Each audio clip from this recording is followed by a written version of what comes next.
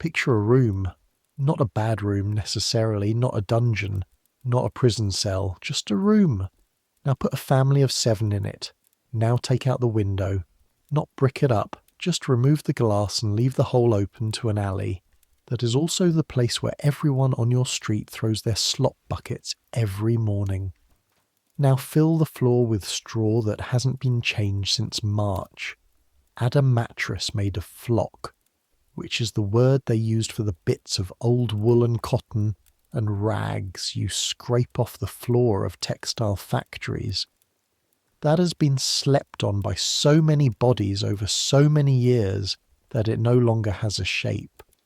It just conforms to whatever is placed on top of it. Add 2 children with a rash neither parent can identify.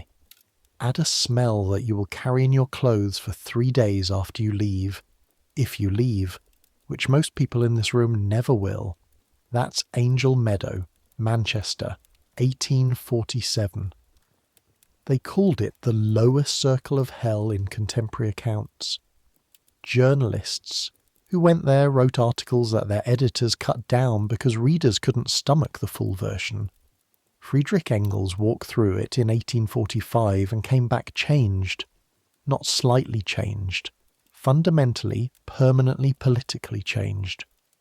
What he saw in the courts and cellars and back-to-back terraces of Manchester's poorest neighbourhoods became the foundation of a book that altered the course of world history. That's not an exaggeration. That actually happened. And we're going there tonight. Not to study it from the outside, not to read Engels' description of it, though we will get to that. We're going inside, we're going through the door, we're touching the walls. I make these sleep histories, and honestly, I'm never quite sure what people get out of the truly grim ones. Maybe you're in a warm bed right now, and knowing that other people had it much, much worse makes you appreciate the warmth. Maybe the sheer sensory overwhelm of a really well-described slum somehow lulls you under. Maybe you're a historian and you just like this stuff. Either way, get comfortable. You're already doing better than the people we're about to visit. Here we go. Your name is Mary Marsh. You're 16 years old, and you've been walking since 4 this morning, not for pleasure. You came up from Cheshire on the carrier's cart, which cost you the last 6pence you had, which means you are arriving in Manchester with nothing. No money, no food since yesterday's bread, a bundle of clothes tied with a length of rope, slung over your shoulder, getting heavier with every mile. Your sister Eliza wrote and said, "Come."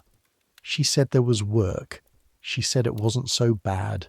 You're beginning to think Eliza has a different definition of bad than you do. Manchester announces itself before you see it. The smell comes first. You're still a mile out, still in what should be open country, and suddenly the air changes. It thickens, takes on a quality that isn't quite smell and isn't quite taste, but is somehow both, landing at the back of your throat and staying there. Coal smoke. That's the dominant note, but underneath it something else, something organic and old and large, the way a river smells when it hasn't been clean in a very long time. The Irk. You'll learn that name soon enough. Then the sound. A low, constant mechanical thrumming that you feel in your chest before you hear it with your ears. The mills. Dozens of them. Their steam engines running day and night. The sound stitched into the fabric of the city so thoroughly that the people who live here have stopped noticing it. You notice it. Then the skyline. Chimneys, dozens of them, rising above the rooftops like a forest of brick trees, each one trailing a plume of black smoke that joins the general overcast above the city. The sky over Manchester in 1847 is not blue. It is a deep, permanent grey-brown, and it hangs low over the streets like a lid on a pot. You walk through the outskirts, past rows of new terrace houses. Not nice houses, but at least new, at least solid. 2 stories with front doors that open directly onto the footpath. Past warehouses that squat beside the road, their loading bays yawning open, men moving in and out with bales and boxes. Past a church, its churchyard so full that the graves are practically stacked, the headstones tilting at angles as the ground beneath them shifts and settles. Past a gin shop already open at 6 in the morning, a woman standing in the doorway who looks at you with eyes that have seen too much, and then down, literally down. The road dips, the buildings get older, darker, closer together. The footpath disappears. The smell gets worse. Angel Meadow isn't named ironically, or at least it wasn't always. There was a time, not so long ago by the scale of cities, when this was actual meadow. Green land by a river, fields. That was before the mills came. Now it's a dense cluster of courts and alleys and back-to-back houses packed so tightly that in some places the buildings touch, their upper stories leaning toward each other across alleyways too narrow for 2 adults to pass side by side. You have the address written on a scrap of paper. Court number 4, off Dyche Street. Ask for the Marsh family. Ask who? You want to say to the piece of paper, ask the walls? Nobody's in the streets right now. Or rather, everyone who can be in the mills is in the mills, which means the streets belong to the ones who can't be.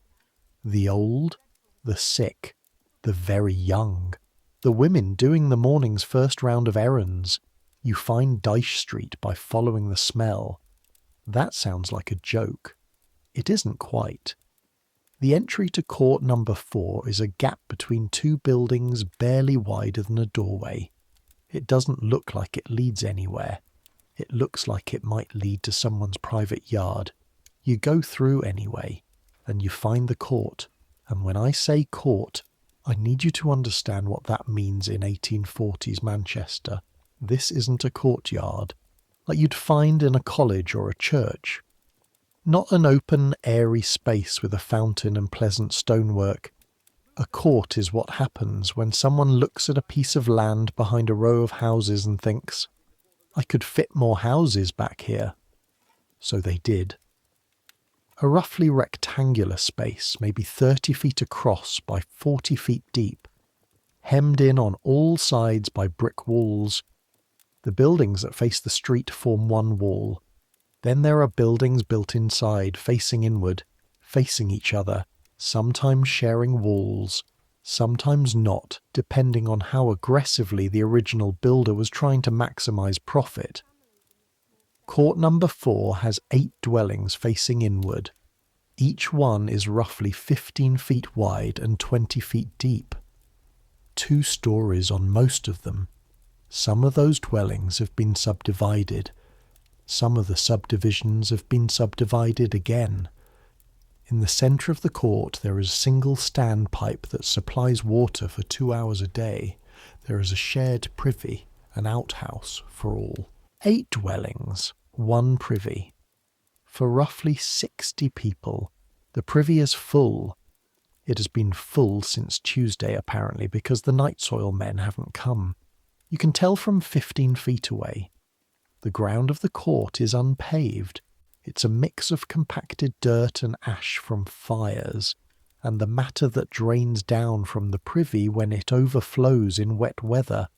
And right now, in October, it has been raining for 3 days, and so the court is a shallow lake of mud and things you do not want to identify.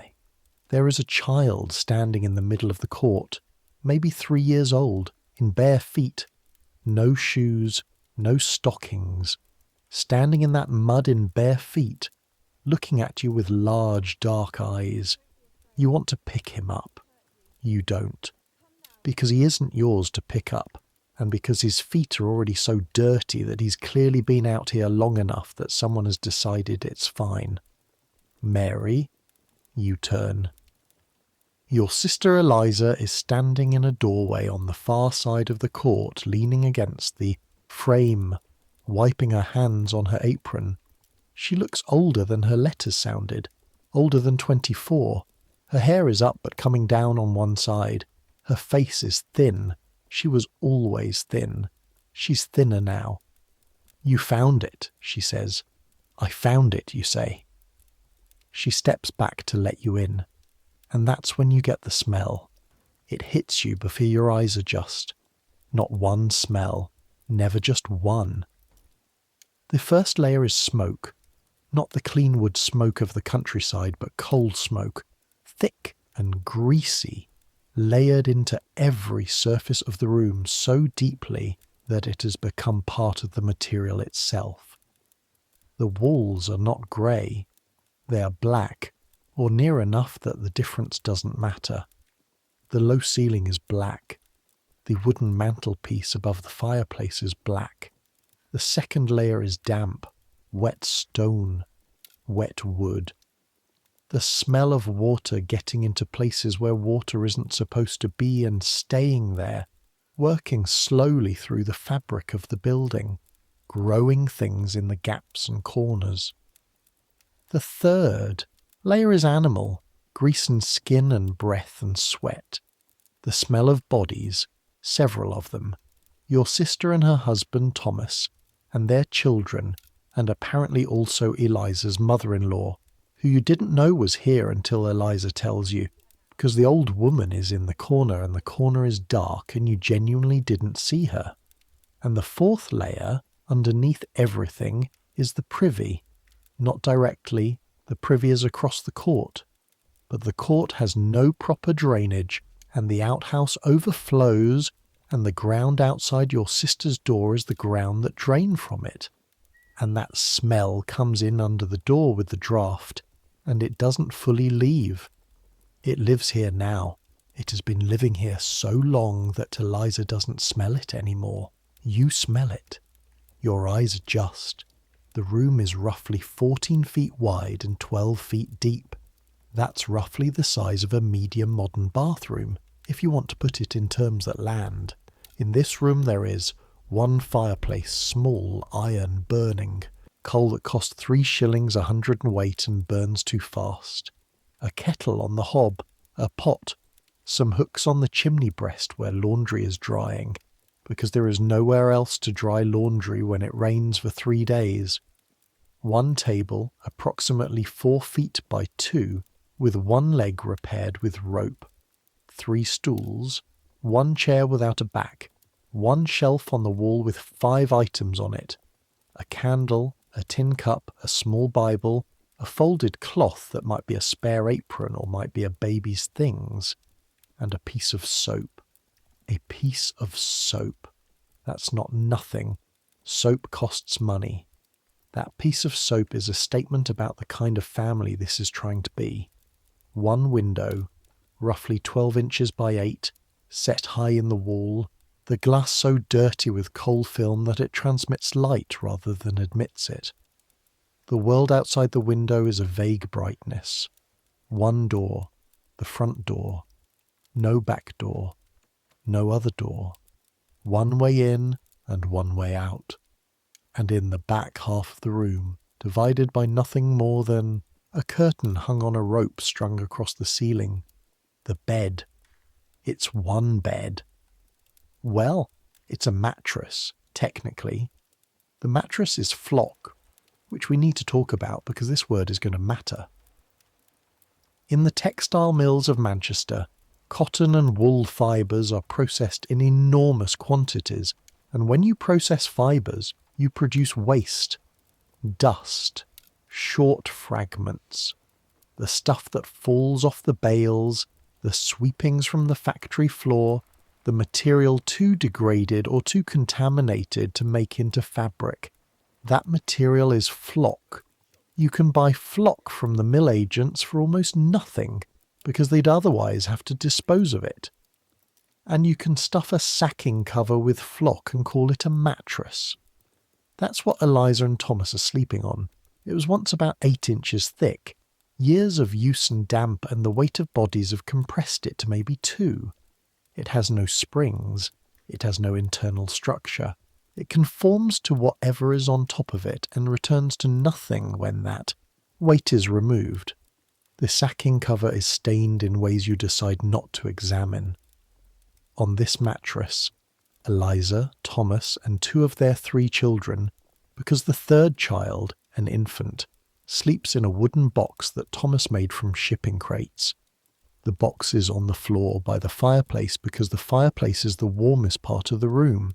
When Eliza says there's room, she means there is room on the mattress for one more body, if everyone on the mattress adjusts their position slightly. You look at the mattress. You look at Eliza. You said in your letter there is a separate room, you say. There is, she says. It's upstairs. The upstairs room, you will discover, contains Eliza's mother-in-law and her mother-in-law's lodger, a man named Davies who works nights at the dye works and sleeps days, and who Eliza's mother-in-law takes rent from because the rent from Davies is the only reliable money in the house on weeks when Thomas's wages are docked. There is no room upstairs for you. You put your bundle down. You sit on one of the stools. It's not so bad, Eliza says. She's filling the kettle from a jug. You say nothing. She sets the kettle on the hob. You get used to it, she says. She says it the way people say things they've had to tell themselves enough times that they've almost started to believe it. Here's what reformers and sanitary inspectors and social investigators kept finding when they went into homes like this one in the 1840s. Not in one house, in hundreds of them, in thousands. The walls were wet. Not wet like you'd spilled something on them. Wet the way stone is wet when it's been in contact with moisture for long enough that the moisture has become part of the stone. Wet from the inside out. This is partly the construction. Back-to-back terraces and court dwellings were built fast and built cheap, because the people buying them to rent out were not concerned with the long-term structural integrity of the building. They were concerned with how many families they could pack in and how much rent they could extract per family. Speed mattered. Cost mattered. Damp-proofing was not yet an engineering priority. The foundations, often as not, were inadequate. The walls were single brick, which means one layer of brick, which means no air gap, which means moisture from the outside ground wicks straight through and presents itself on the interior surface. The floors were frequently earthen, not flagstone. Earth. Packed down, yes, but still earth, still capable of holding moisture, still capable of conducting cold directly into the feet of anyone standing on it. In Angel Meadow, in 1847, you could press your hand flat against the wall of a ground-floor dwelling and feel the dampness transfer to your palm. Edwin Chadwick, who was, depending on your perspective, either a brilliant public health reformer or an absolutely insufferable bureaucrat, probably both, sent investigators throughout England in the early 1840s to document the living conditions of the poor. His report on the sanitary condition of the labouring population of Great Britain was published in 1842. It contained things like this: investigators describing families sleeping in rooms where water ran down the walls, where mushrooms grew from the floor, where the smell in the morning, before anyone had opened a door or a window, was so powerful that the investigators had to step outside briefly to recover themselves before continuing their examination. Not exaggeration, documentation. And the families in those rooms, when the investigators asked how long they'd lived there, often said years, sometimes a decade, because where else would they go? The rent for a court dwelling in Manchester in 1847 is somewhere between 2 and 4 shillings a week, depending on the court and the condition and the landlord's mood. The mill wages for a spinner, a skilled worker, the kind Thomas is, are maybe 12 to 15 shillings a week when the mill is running, full time. When the mills cut hours, which they do periodically, because the cotton trade moves in cycles and the mill owners are not the ones who absorb the cost of those cycles, that drops. 4 shillings a week rent when you're earning 12 sounds almost manageable, until you add food and coal and clothing and the penny a week burial insurance that Eliza pays religiously, because in Angel Meadow you pay your burial insurance the way you pay your rent, because the alternative, being buried by the parish in a pauper's grave without ceremony, without a stone, without your family being notified in time, that alternative is the thing Eliza cannot face. The math doesn't leave room for a better room. It barely leaves room for this one. Thomas is already gone when you wake. He leaves at 5:30 because the mill starts at 6 and it's a 15-minute walk, and if you're late, the overlooker docks your wages. Not a little. A quarter-hour late cost you a quarter-hour's wages, which sounds fair until you understand that the clock in the mill is the overlooker's clock, and the overlooker's clock is set to the mill's advantage, and so Thomas leaves at 5:30 because he has been late by 2 minutes on the overlooker's clock when his own watch says he was on time. He doesn't own a watch. Most workers don't. There are public clocks. The churches, mostly. But the churches and the mills have occasionally had disagreements about what time it actually is, and the mills win those arguments because the mills own the city in ways that churches no longer do. He's gone. Eliza's eldest, a boy named William, who is 4, is awake and moving before the light properly comes in through the grey square of the window. He doesn't wake up slowly the way adults do. He goes from unconscious to moving in seconds, scrambling off the mattress, already looking for something. "Stay in," Eliza says, without opening her eyes. She says it the way you say something you've said 1,000 times before. Automatic, a word that is also a reflex. William stays in. The infant in the box makes a sound that might be waking up or might be something else. Eliza opens her eyes, gets up. Her bare feet find the earthen floor, which at 6 in the morning in October, in an unheated room where the fire has been out since 2, is cold enough to pull a gasp out of you. She doesn't gasp. She crosses the room in 3 steps. The room is only 12 feet deep and picks up the infant, and the sound changes to something more definite. She sits on the backless chair by the dead hearth and deals with the infant in the half-dark, competent and quick, and you watch all of this from under the coat you pulled over yourself in the night, and you think about your mother's farmhouse kitchen in Cheshire, which was cold in the mornings too, but a different cold, a clean cold. Not the cold of wet stone and used air and other people's breath. The second child, a girl of 2 named Harriet, is still asleep. She sleeps with her knees drawn up and her fists closed and her face pressed into the mattress in a way that makes you want to check she's breathing. Even though she is, even though she's fine, you get up. The floor is colder than you expected. You look for your shoes. They're by the door, which is where you left them, which is where you'll always leave them from now on, because the floor near the door is slightly drier than anywhere else. Eliza's first job of the morning, every morning, is the fire. This sounds straightforward. It isn't. Coal fires in 1847. Poor households are not lit from stored kindling and dry matches. They are reconstructed each morning from what remains of the previous night's fire, because coal is too expensive to waste, and good coals are banked at night, buried under ash to preserve the heat, and drawn out in the morning to be recoaxed back to life. The technique is specific. You rake the ash carefully, exposing the banked coals without disturbing them more than necessary. You check for anything still red. Even a faint glow in the grey is something to work with. Then you add paper if you have it, dried moss if you don't, anything combustible that costs nothing, and you blow. Steadily, not too hard. You want to encourage, not extinguish.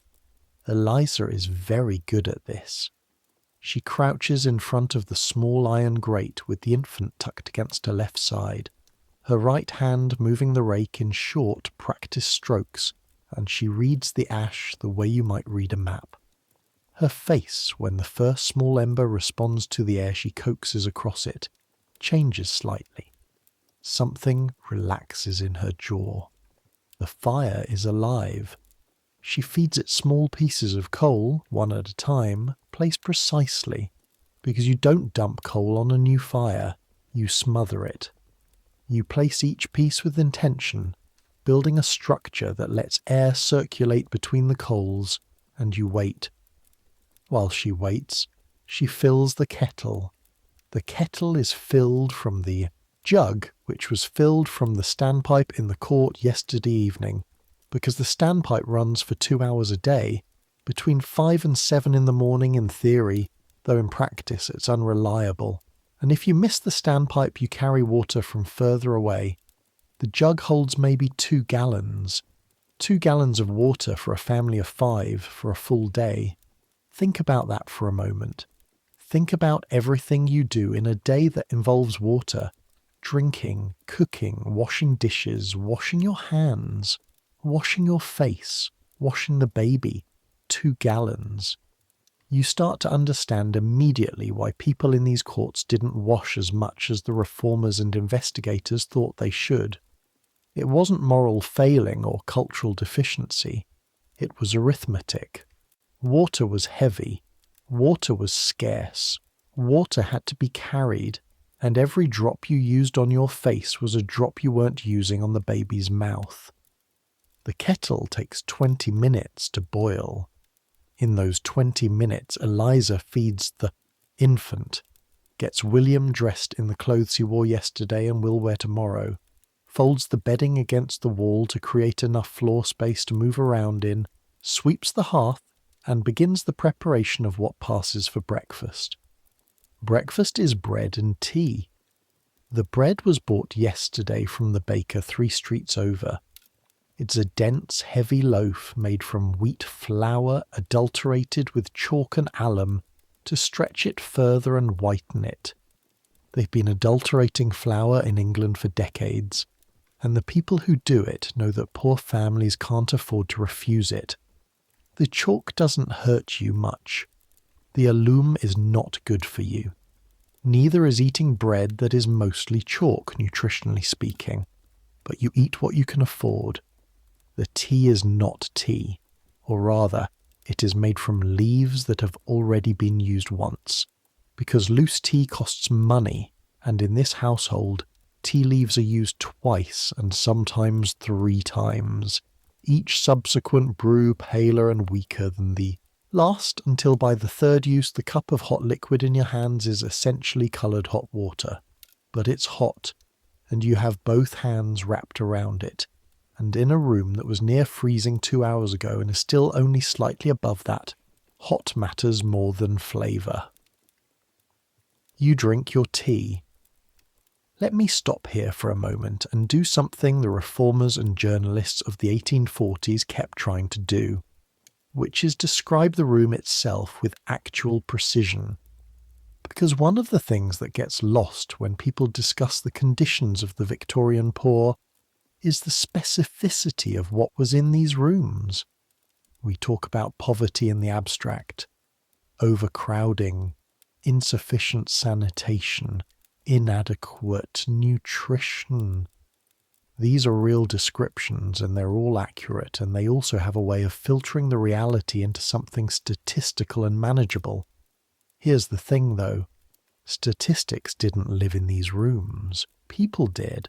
So, the walls, single brick construction, the interior surface, originally lime plastered, but the plaster has cracked and in some places fallen away and not been replaced, so you can see the bare brick underneath. The lime plaster that remains is stained brown from the smoke and black near the ceiling and grey elsewhere. In one corner near the floor there is a dark patch that might be mould, or might be where the privy fluids have come through the foundation during wet weather. Probably both. The floor. Earthen, as described. In the area nearest the fireplace, it has been worn smooth by years of feet, and the fire's heat has dried it, and it is the cleanest part of the floor. Near the door and under the table, it is damp and slightly soft underfoot. You learn not to stand in those spots without shoes. The ceiling, low, roughly 6 feet 4 at the highest point, sloping toward the back wall where it drops to perhaps 5 feet 10, blackened by smoke. A large water stain from above where something leaked from the upper room. The stain has dried and rewetted so many times that it has a complex texture, like rings in a tree. The fireplace, iron, set into the chimney breast, roughly 18 inches wide, a small hob on one side for the kettle, a hook inside the chimney for the pot. The grate is sized for coal, not wood. The chimney draws poorly when the wind comes from the south, which it has been doing for 3 days. The window set high as mentioned. There is a broken pane in the upper left corner, stuffed with a wad of rags. This rag plug admits some air around its edges, which on cold nights means the window end of the room is several degrees colder than the fireplace end. Thomas has been meaning to fix it since the summer. He hasn't fixed it. The hook above the fireplace, hung with 2 damp stockings, 1 small shirt belonging to William, half of a woolen shawl that is being used as both scarf and drying rack simultaneously. The shelf with the 5 items as described. One additional item that I missed initially. Small wooden frame on the wall above the shelf, holding a cut-out illustration from a newspaper. It's a religious image, some kind of biblical scene, difficult to make out in the poor light.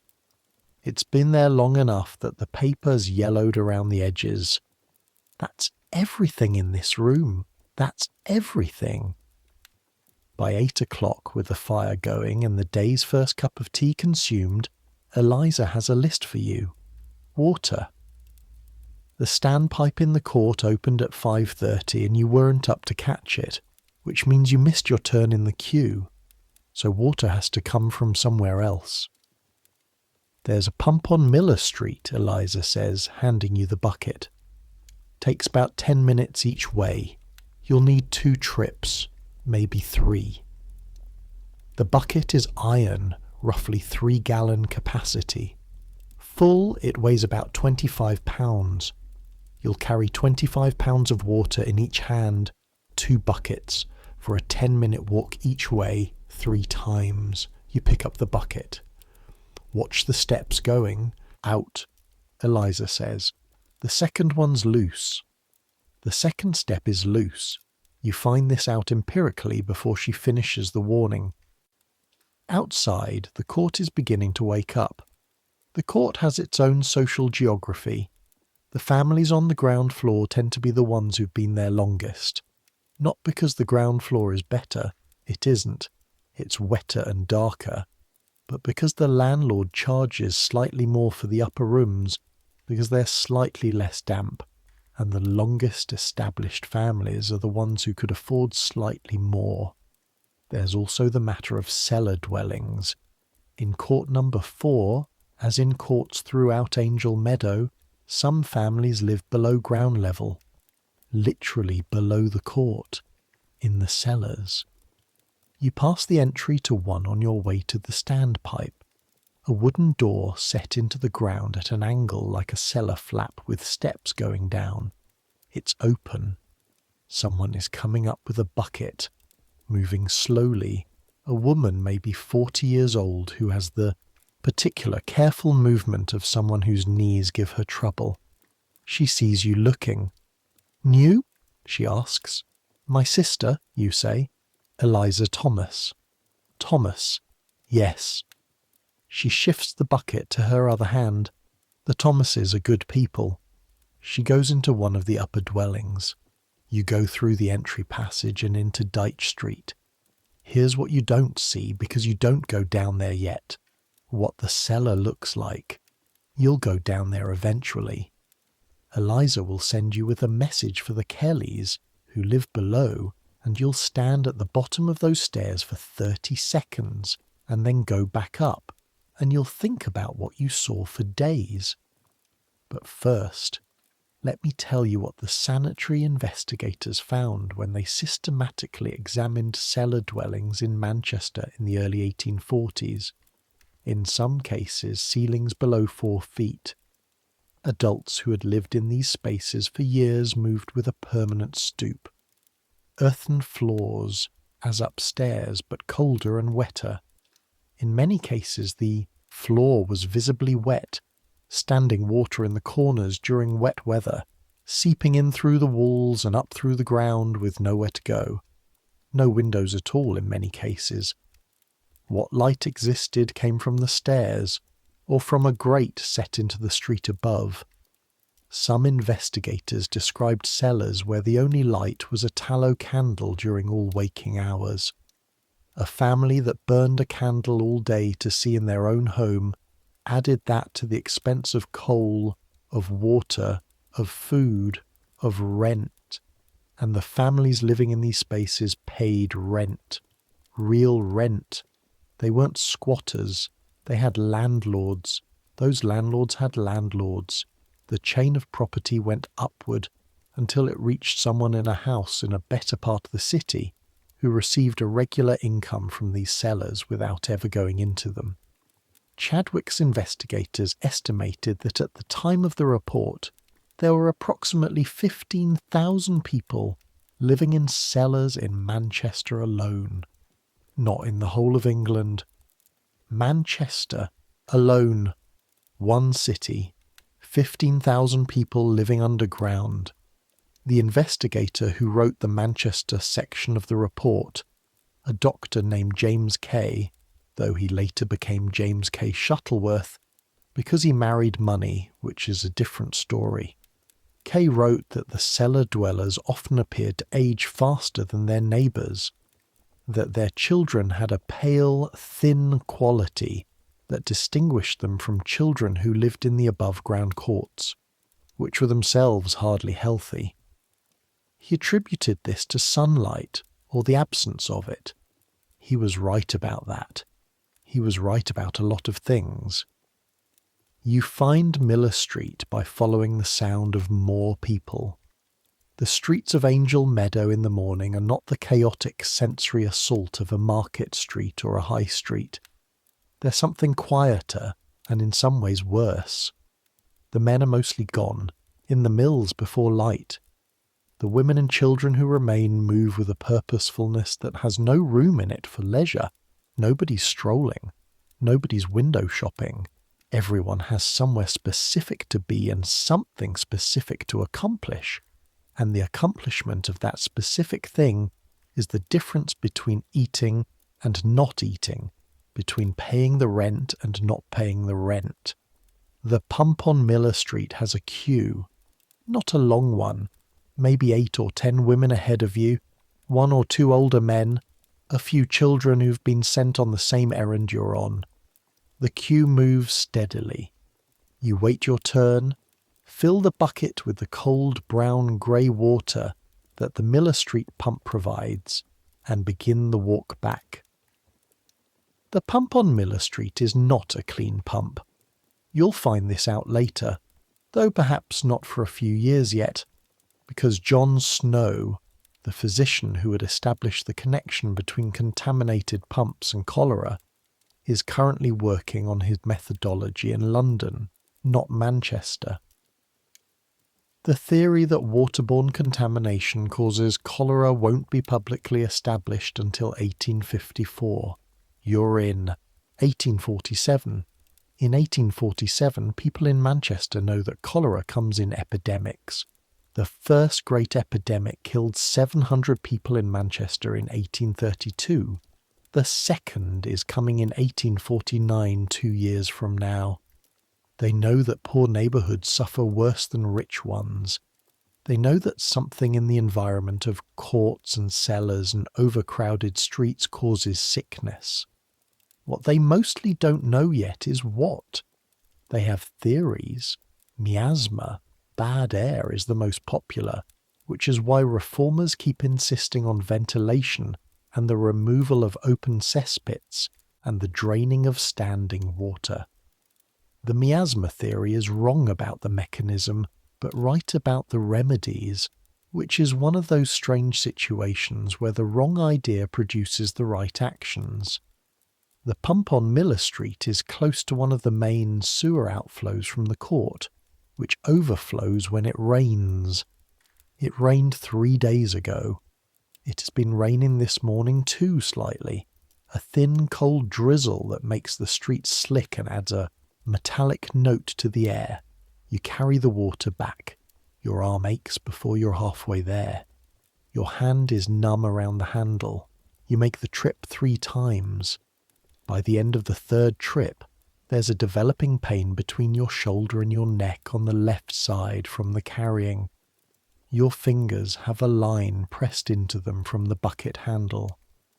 Eliza takes the water with a nod and pours most of it into the large earthenware pot beside the fireplace, leaving enough in the bucket for the immediate cooking. "Good girl," she says. "Now, I need you to watch the children while I go to work." Eliza's work is laundry, not her own, other people's. There is a hierarchy of domestic work available to women in 1847 Manchester, and laundry is near the bottom of it.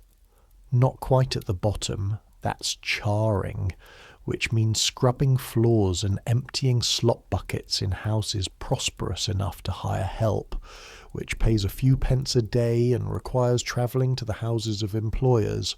Laundry you can do at home mostly. You collect it, you wash it, you dry it, you return it.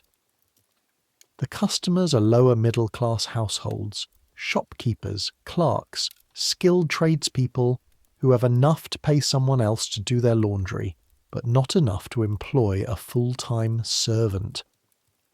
They give their laundry to women like Eliza, who do it in their own homes and pay by the piece. A man's shirt, a penny. A woman's dress, 2pence or 3pence depending on complexity. Collars and cuffs, a farthing each.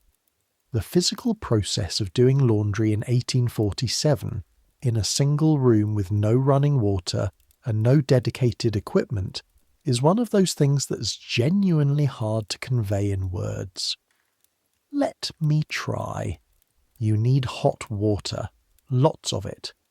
Water costs effort and time, as we've established. You need a tub. Eliza has one, a large wooden tub which lives outside against the back wall of the court when not in use, and comes in on laundry days. It takes up 1/3 of the usable floor space. You need soap. Proper soap, not the tiny piece on the shelf, which is for bodies.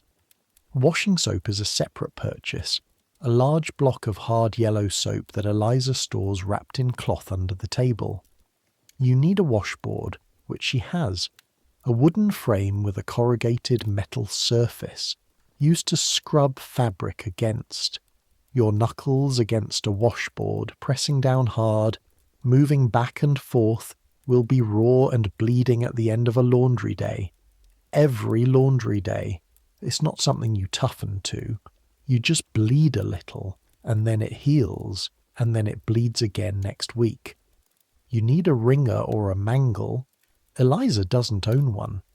She uses her hands and the rail above the fireplace, and the faith that the weather will eventually improve and she can hang things outside. It takes all day. It fills the room with steam and the smell of hot soap. It makes the walls even damper. The children move around the edges of the operation. William careful not to touch the tub of scalding water, Harriet. Less careful, but managed by your presence in the room. By mid-afternoon the room smells clean, which is almost strange.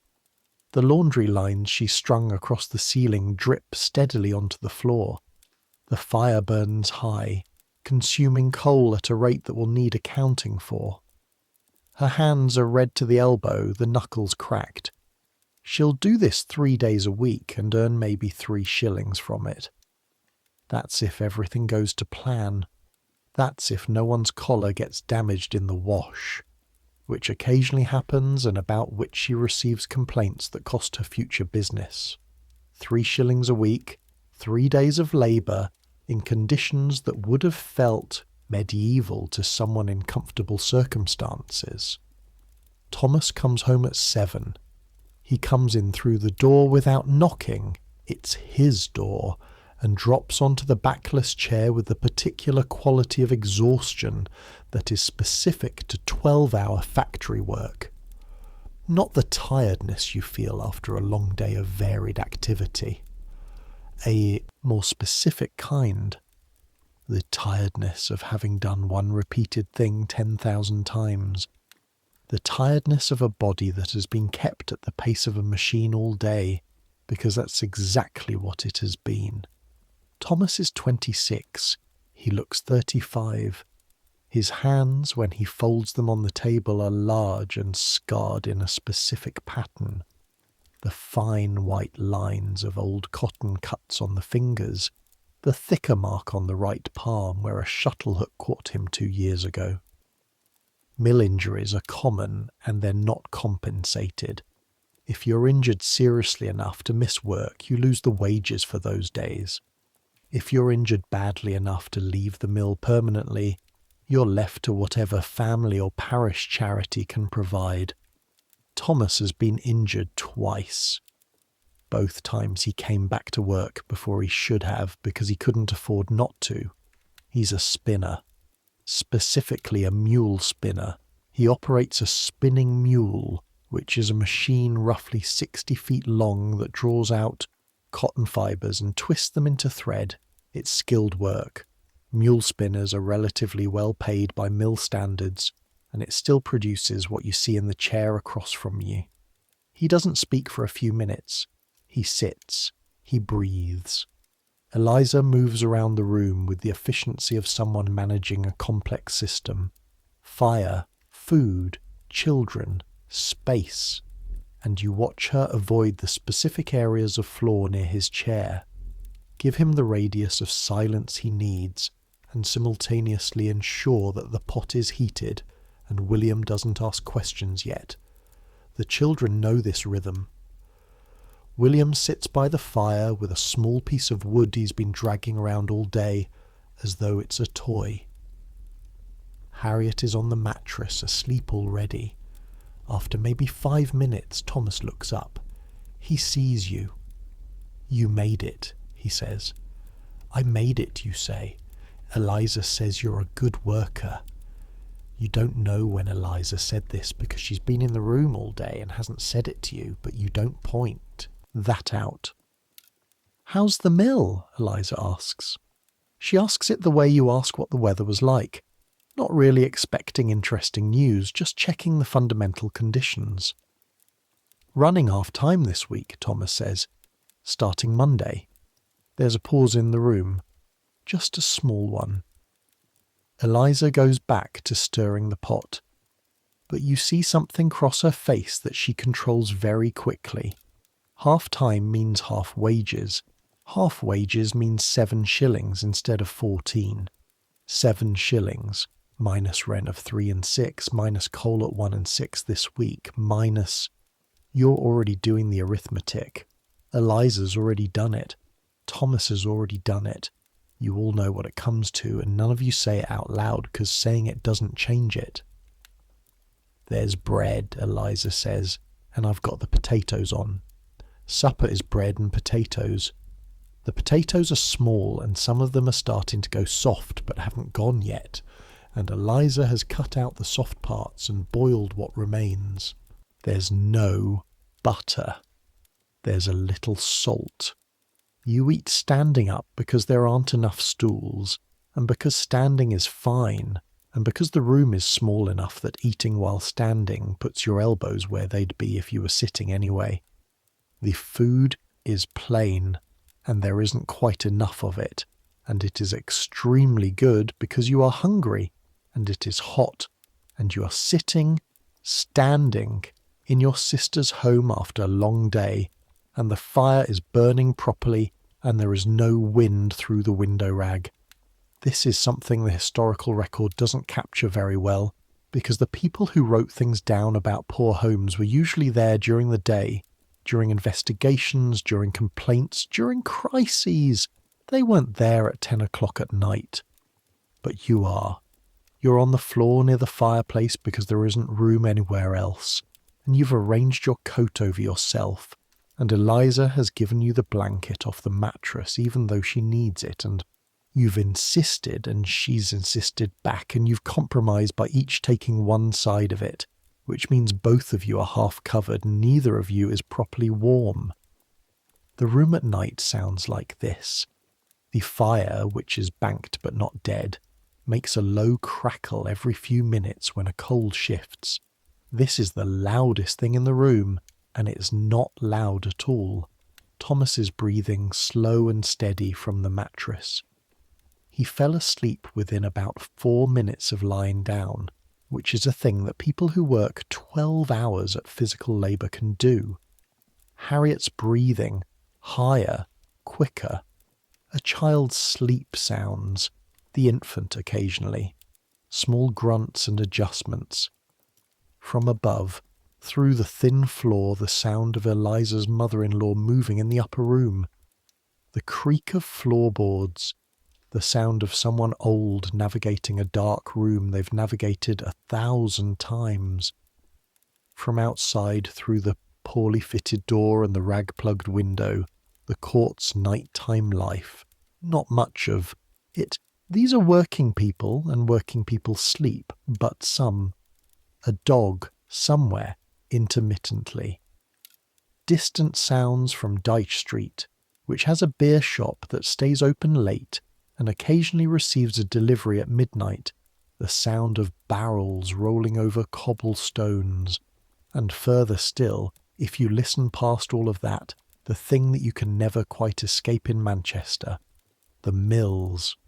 Not loud at this distance, not intrusive, just present. A low rhythmic vibration in the fabric of the city itself. The steam engines don't stop at night.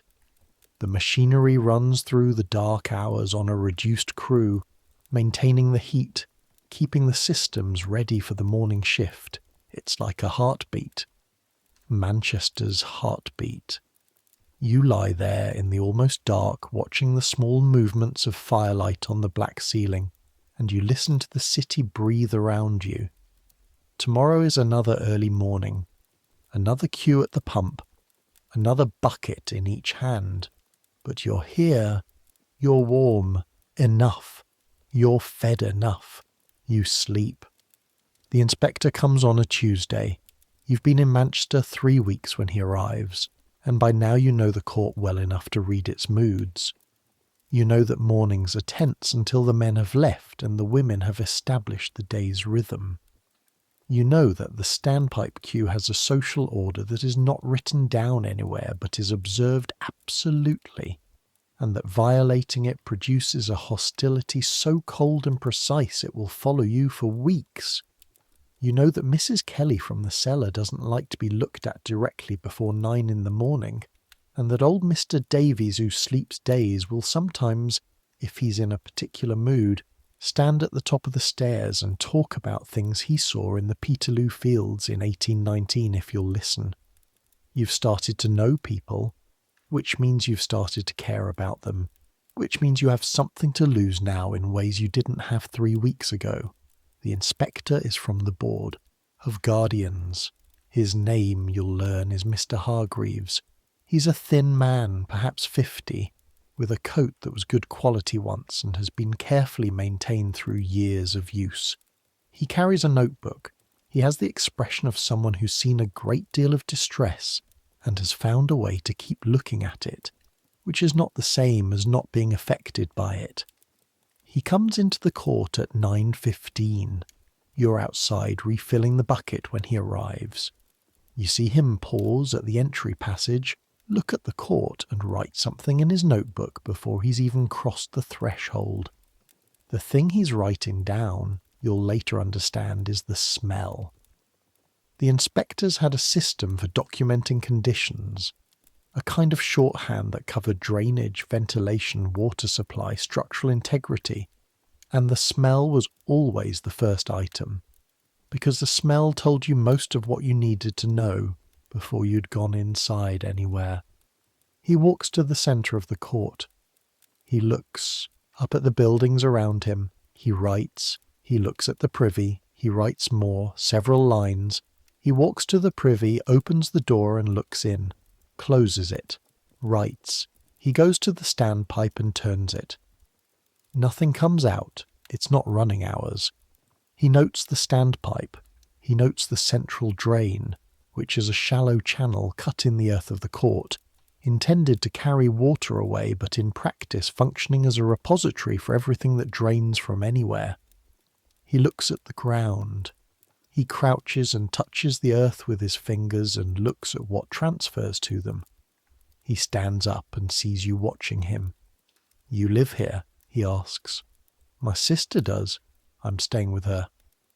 "How long have you been in Manchester?" 3 weeks. He looks at you with an expression that might be sympathy or might be assessment. It's hard to distinguish with him. "Name?" You give him your name. He writes it down. "Your sister's dwelling. Which one?" You show him. He knocks on the door. Eliza answers, and her face when she sees him does something complicated. A kind of controlled rearrangement. Not panic, but a rapid calculation. What does he want? What does this mean? What can we lose here? "Mrs. Thomas," he says. He knows her name. He has records. "Mr. Hargreaves," she says. She knows his name too. He's been here before. He comes inside. He does it with a particular care, ducking the laundry line, stepping around the sleeping Harriet, moving to the centre of the room and then standing still to let his eyes adjust. You stand near the door. Eliza stands near the fire. There's a quality to the room when the inspector is in it that you haven't felt before. The room is suddenly visible in a way it normally isn't. Seen. The dampness on the walls, which you've stopped noticing, is seen. The cracked plaster, the stained ceiling, the earthen floor, seen. The piece of soap on the shelf, that's seen too. Hargreaves looks at it and his expression shifts, barely perceptibly. Something in him noting, this family is trying. He asks Eliza questions. How many people sleeping in this room? She tells him. He writes. He doesn't react, which means this is not unusual, which is its own kind of terrible. What is the source of drinking water? She tells him about Miller Street. Does the standpipe run reliably? She describes the hours and the unreliability. Has there been sickness in the house? She pauses for half a beat before answering no. The pause is long enough for Hargreaves to notice and not long enough for her to correct. He looks at the infant in the box. How old? 7 weeks. He nods. He looks at the box, Thomas's careful construction from shipping crates, the small blanket Eliza has arranged with precision. He writes something. He goes to the window. He examines the rag in the broken pane. He pushes it slightly with one finger, feeling the air movement. He writes. He looks at the floor near the door, the damp patch, the slightly soft earth. He writes. Then he goes to the wall, the corner with the dark patch, the possible mould or seepage. He presses his palm flat against it, the same way you were told reformers did. He holds it there for a few seconds, removes it, looks at his palm, wet. He writes. He turns to face Eliza. Mrs. Thomas. His voice is not unkind. He's not here to punish, but he's here, and his presence is a kind of pressure, an official acknowledgement that this room is on someone's list of rooms that require attention. Has this corner been like this since you arrived? Longer, she says. It was like that when we came, 2 years ago, he writes. I'll make a note for the property committee. The drainage on the eastern court wall needs addressing. I've noted it twice previously. A pause. Has the landlord been informed? The look Eliza gives him then is one of the most eloquent things you've ever seen. It contains, in approximately 2 seconds, the entire history of the relationship between tenants in courts like this one and the landlords who own them. Yes, she says finally. He's been informed, Hargreaves writes. He finishes his examination, closes his notebook, and thanks Eliza with the specific courtesy of someone who knows that courtesy costs nothing and is owed more than he's able to give. He leaves. Eliza closes the door behind him. She stands with her back to it for a moment. Then she goes back to the fire. What happens now, you ask? He writes his report, she says. The property committee discusses it. The landlord gets a letter. He writes back. She adjusts the pot. Nothing happens now. Maybe something happens in 6 months. Maybe never. She says it without bitterness. She says it the way she says most things, with a flat, precise accuracy that is somehow more despairing than anger. But you talk to him like you knew him. This is the 4th time he's come, she says. The drainage in the corner's been noted twice before. She doesn't look at you. You don't ask again. Eliza sends you down on a Thursday.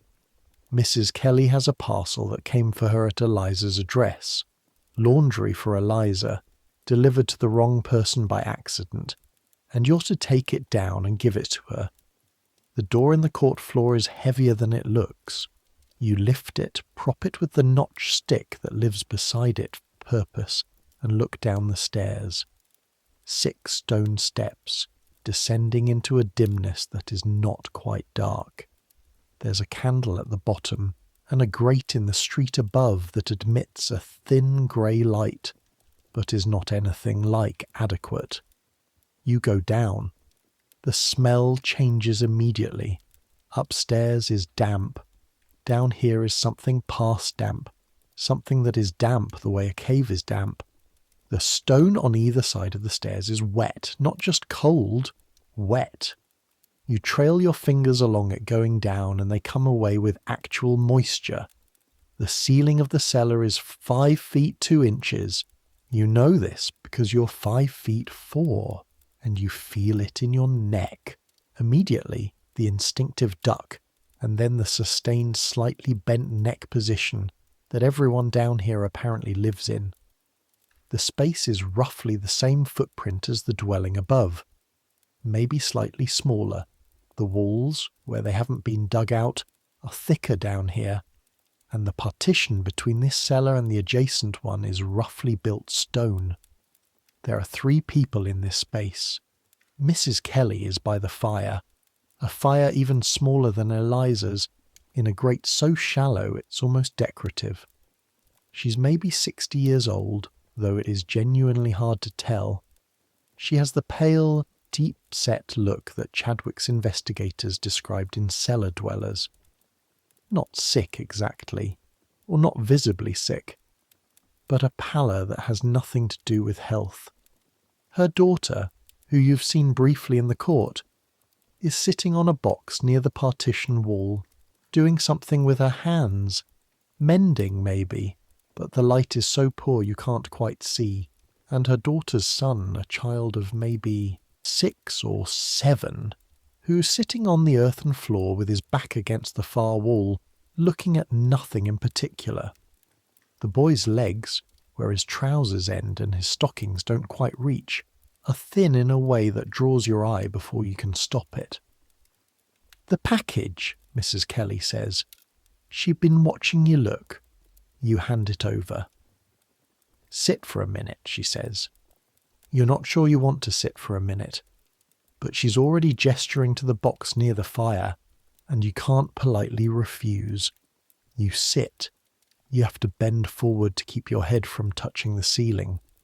First time down? She asks. Yes, she nods. You get used to it. That phrase again. You're starting to think it's the phrase that holds Angel Meadow together. A structural element, like a wall. If everyone stopped saying it, the whole thing might shift. How long have you been here, you ask? 7 years in this court, 2 in the cellar.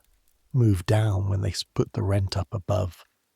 She pokes the fire with a short iron stick. The fire responds minimally. It's cheaper down here.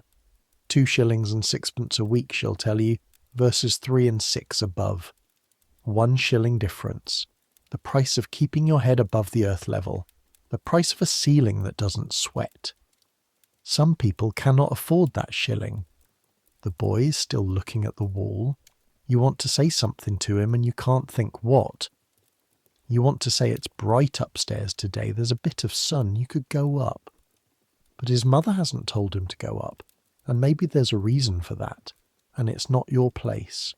You leave after 3 minutes.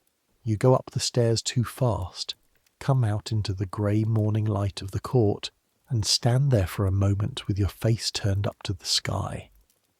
The sky's overcast and the air smells of everything it always smells of, and it is cold. It is extraordinary how cold it is, and how perfect. You stand there until the feeling passes. Friedrich Engels walked through these same courts in 1844 and 1845. He was 23 when he arrived in Manchester to manage his father's cotton mill. His father was a German industrialist, with a stake in the firm of Ehrman and Engels in Salford, and he spent his time in Manchester doing 2 things simultaneously: managing the mill and learning everything he could about the lives of the people who worked in it. He had help. Her name was Mary Burns. She was an Irish mill worker from the Manchester slums, and she became his companion and his guide to the city's other face. The face that a young German industrialist arriving in the commercial district might never have seen otherwise. She took him through the courts, through the cellars, through the lodging houses, through the streets where the hand-loom weavers had their degraded remnant of an older trade. And what he saw, documented in his 1845 book, The Condition of the Working Class in England, was this: that the geography of Manchester was arranged so that the middle classes could live and travel and work without ever seeing where the workers lived. The main roads were lined with shops and middle-class houses, so that anyone moving through the city on business saw a respectable, prosperous front. The courts and cellars were behind these frontages, invisible unless you went looking. He wrote, "The town itself is peculiarly built, so that a person may live in it for years, and go in and out daily without coming into contact with a working people's quarter, or even with workers, if he confines himself to his business or pleasure walks." That was deliberate. Not a conspiracy exactly. More like a collective agreement among people who benefited from not having to see certain things, that those things should be arranged so as not to be visible. The merchants who owned the mill owners' houses on Oxford Road, the shopkeepers on Market Street, the professionals in the prosperous terraces of Chorlton, they knew in the abstract that the mills that powered their prosperity required workers, and the workers lived somewhere. But the somewhere was carefully removed from their line of sight. The people living in Court Number 4 on Dyche Street in Angel Meadow, they were invisible. Not metaphorically, structurally invisible, designed out of the sight lines of everyone who had the option to not see them. Engels saw them, and what he saw made him furious in a way that would shape the rest of his life. You don't know any of this yet. You're 16, and you're carrying water on Miller Street, and the connection between the cotton on the shelf at your sister's employer's house and the cellar where Mrs. Kelly's grandson stares at the wall is not yet a thing you've assembled in your mind, but you're beginning. You're beginning to see the shape of it. It starts on a Saturday 3 weeks after you arrive. Harriet, the 2-year-old, gets a cough. This is not on its face alarming. Children in Angel Meadow cough. The combination of coal, smoke and damp walls and insufficient food and inadequate warmth produces respiratory ailments with the regularity of a schedule. Every family in the court has a child who coughs. Some of them cough all winter and recover in the brief warmth of summer and begin again in October. But Eliza watches this cough the way she watches the fire, with specific attention, with knowledge built from experience. On the first day, it's a loose, wet cough. Harriet coughs and goes back to her small activities, dragging her piece of wood around, watching William do slightly larger things with his slightly larger piece of wood, and doesn't seem troubled by it. On the second day, she's quieter, sits closer to the fire. By the third day, she's running a temperature. You know this before Eliza confirms it, because you've picked her up. She let you, which she didn't always, and the heat of her through her clothes was wrong. Too present, too even. Children should run warm, but not like this. Eliza puts her on the mattress and covers her with everything available, which is 3 layers: the blanket, a shawl, a coat. The question of medicine is the question of money. There is a doctor. There's a dispensary on Nicholas Street run by a charitable organisation where poor families can take sick children and be seen without payment. Eliza has been there twice before, with William. The waiting time is usually 2 hours. The treatment is usually some combination of advice and, if the case warrants it, a preparation, a small paper of something, powders or a syrup, dispensed from behind the counter by a young man who is either a doctor's assistant or a student. You're never quite sure. I should take her Tuesday, Eliza says. Not today. It's Saturday. The dispensary has shorter hours and a longer queue on weekends. Not tomorrow. Sunday. Closed. Tuesday. Harriet coughs through Saturday night. You can hear it from where you're sleeping on the floor. A deep repetitive sound, not panicked, just present.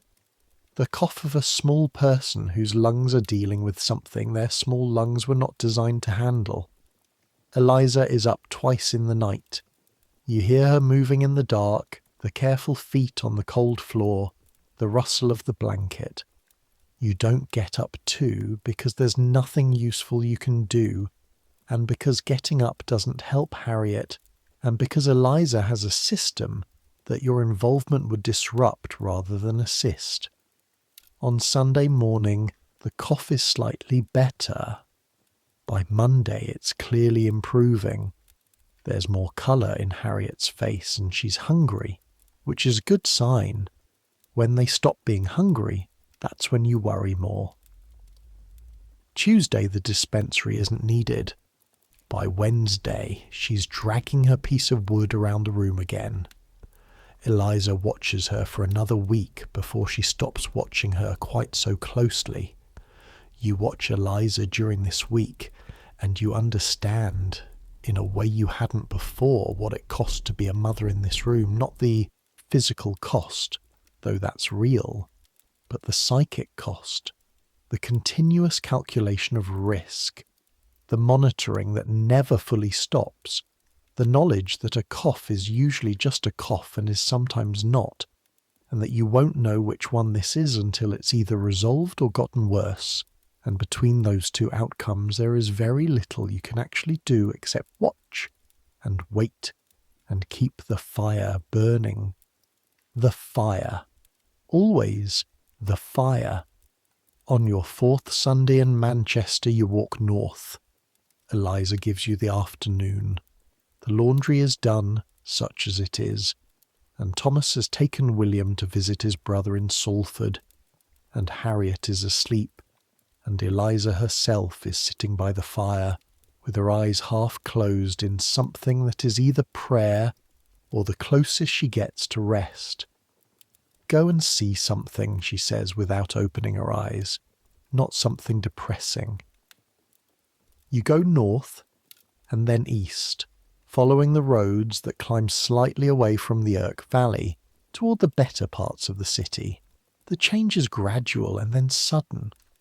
The first indication is the pavements, proper flagstone pavement, even on side streets, not the mud and ash surface of Dyche Street and the surrounding area, stone laid flat, maintained. The second indication is the buildings. They're the same period as the ones in Angel Meadow. Much of Manchester was built in the same 30-year rush, but they're a different tier.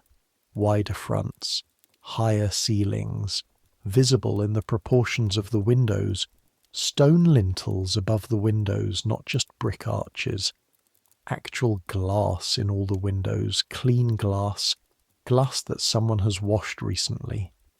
The third indication is the smell, or rather, the absence of the smell.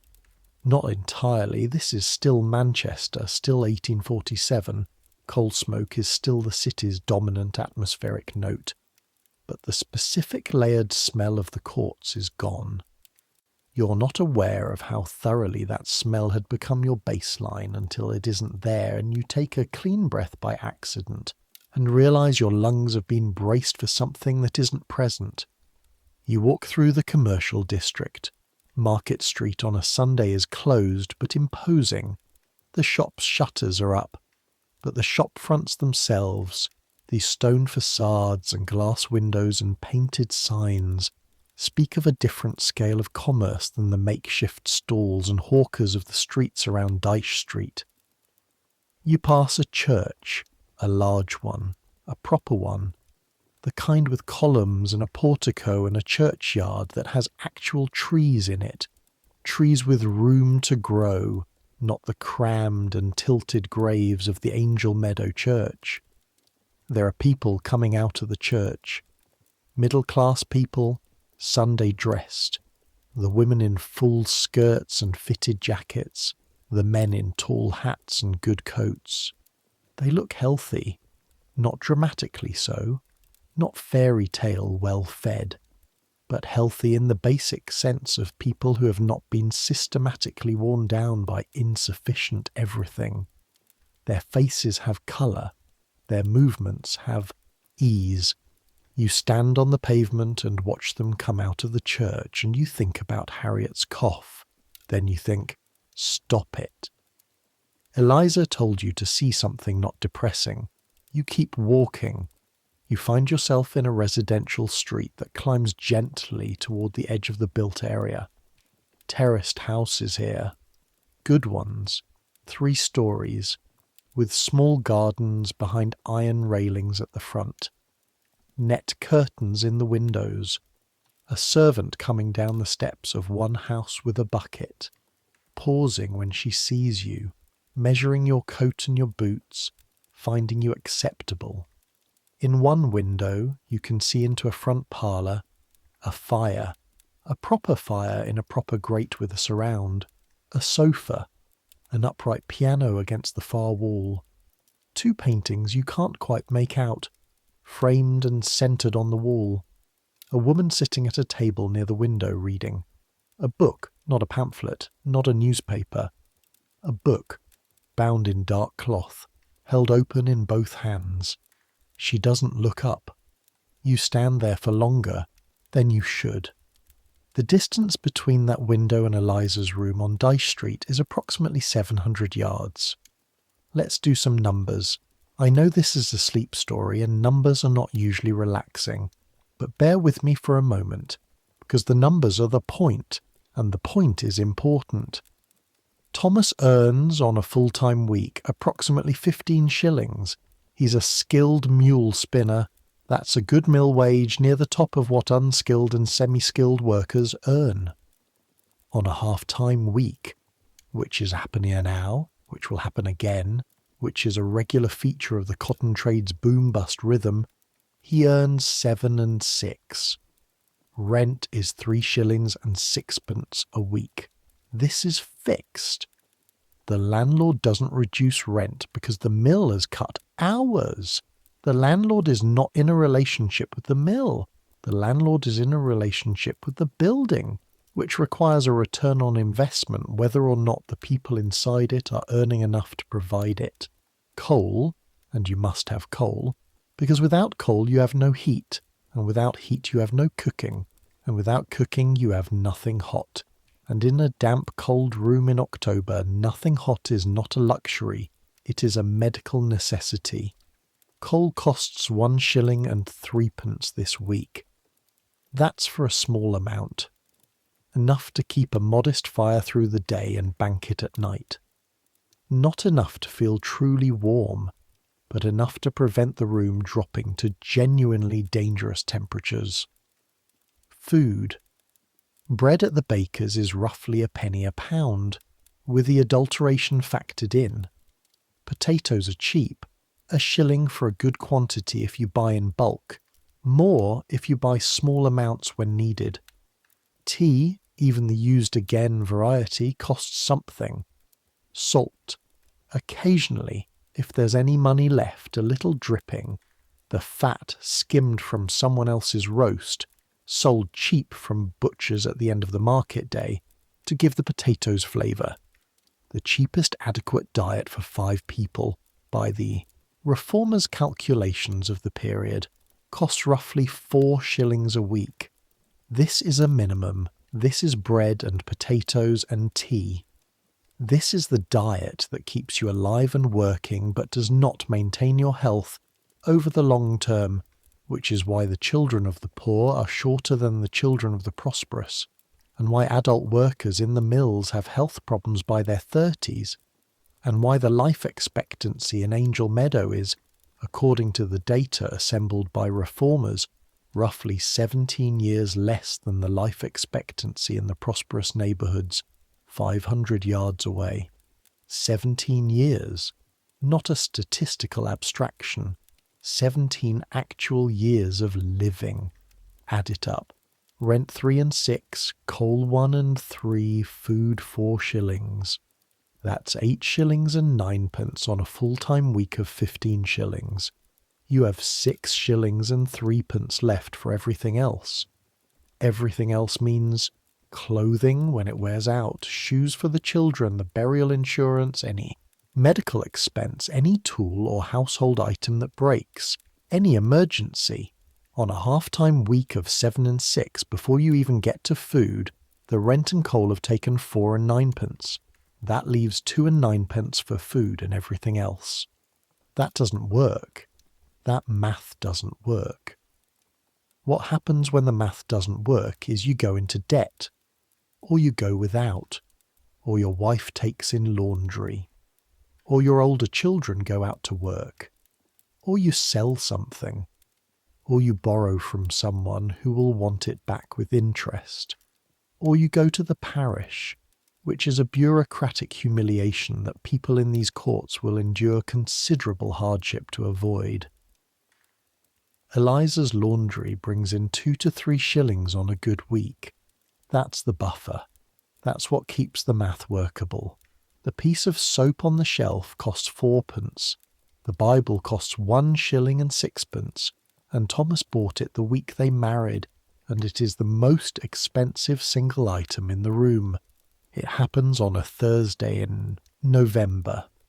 Not unexpected, or rather the fact of it isn't unexpected. Mr. Harrington in the upper room of number 3 has been ill since October. His wife has been getting water for him and coal for the fire, and his wife's sister came from Stockport 2 weeks ago when it became clear he wasn't improving, and the pattern of what's happening has been visible to everyone in the court. He's 61. He worked in the mills for 40 years. He has a chest that sounds when he coughs, like something large and heavy being dragged across a stone floor. He coughs all night, or he did. This morning his wife doesn't come for water at the usual time. The court notices, not loudly, there's no announcement.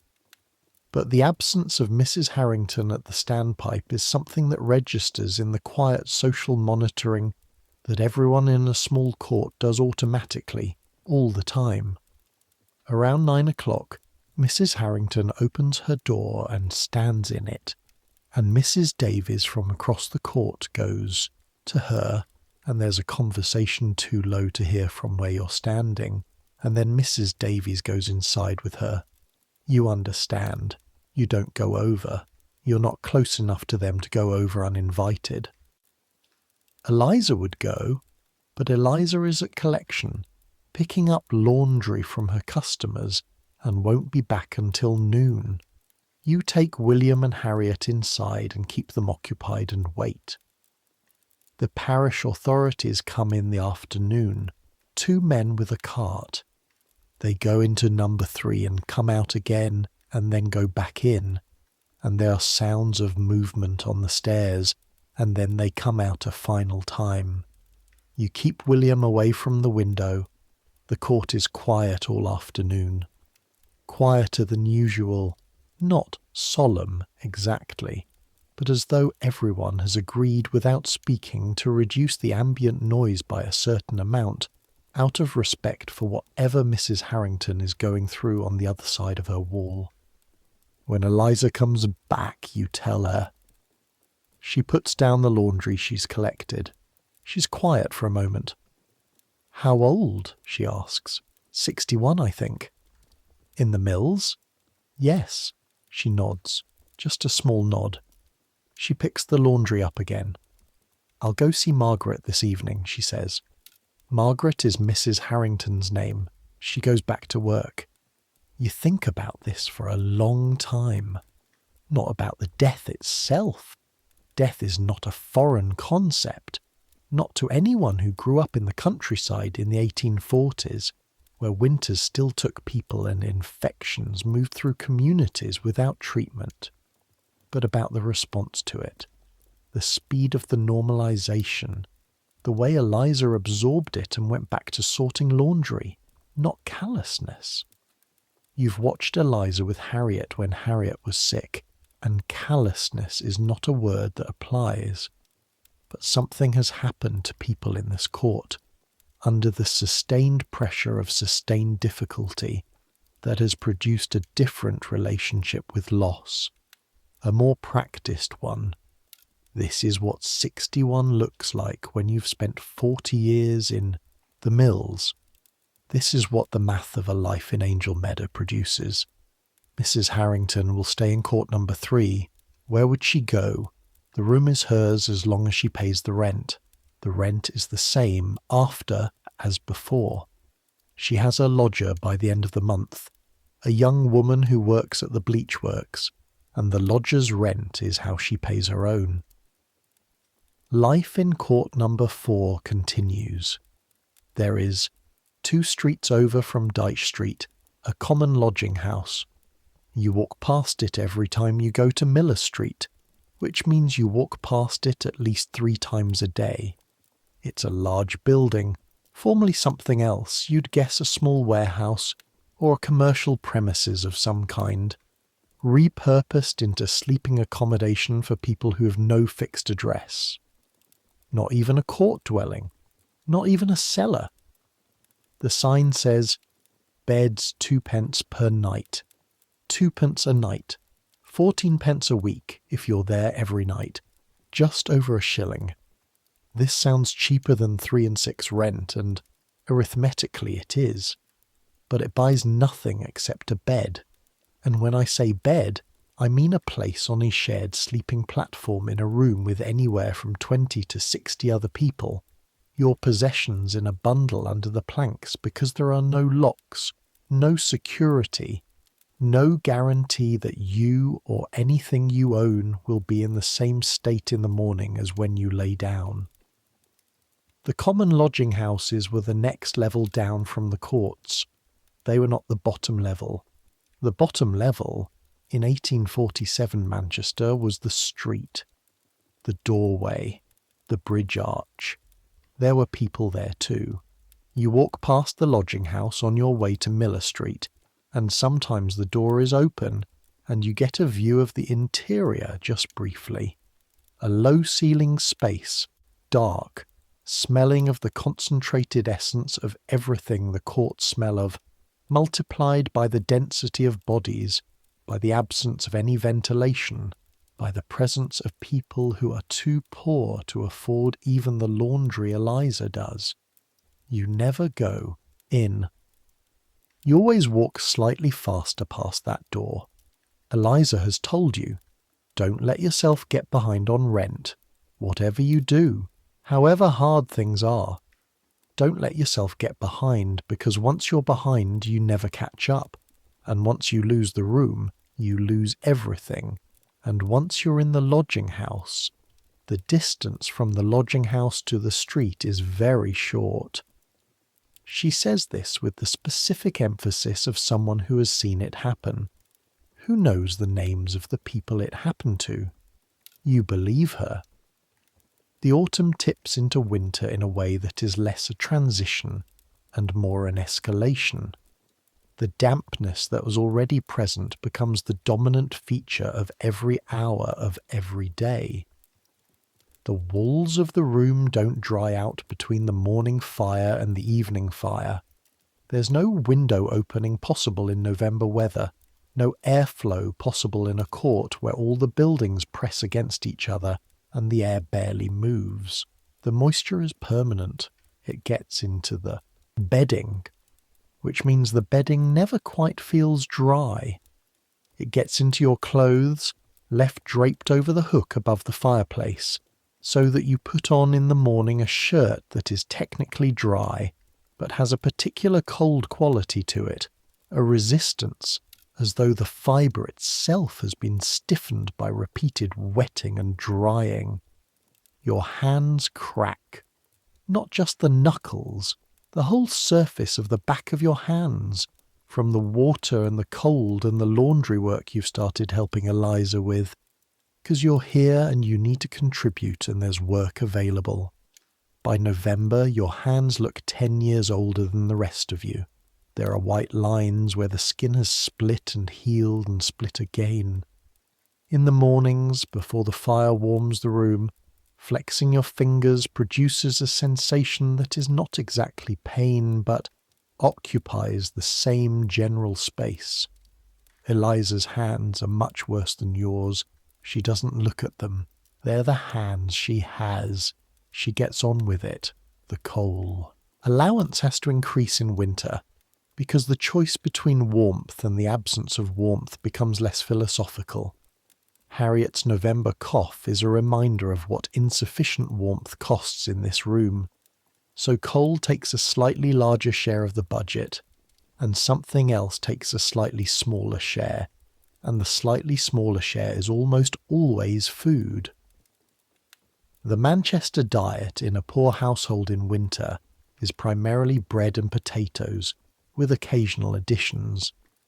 The occasional additions in a good week might include a fragment of bacon rind, boiled with the potatoes for flavour, a small piece of cheese, sometimes on Saturdays a bit of tripe from the market.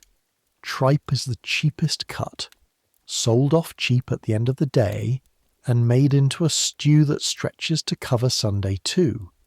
Tripe is the stomach lining of a cow. It has a texture that is either acceptable or deeply unacceptable, depending on your starting point. You started out in the second category and moved, within a few weeks of arriving, into the first. Hunger is an effective seasoning. The children don't get sick. You think about this sometimes. How the children don't get sick? Not really. Not in the way you might expect from the conditions. Harriet's cough resolved. William is sturdy and loud and seems to thrive on bread and potatoes in a way that confirms something about the resilience of small children that you hadn't previously had data to confirm. But the children are also small.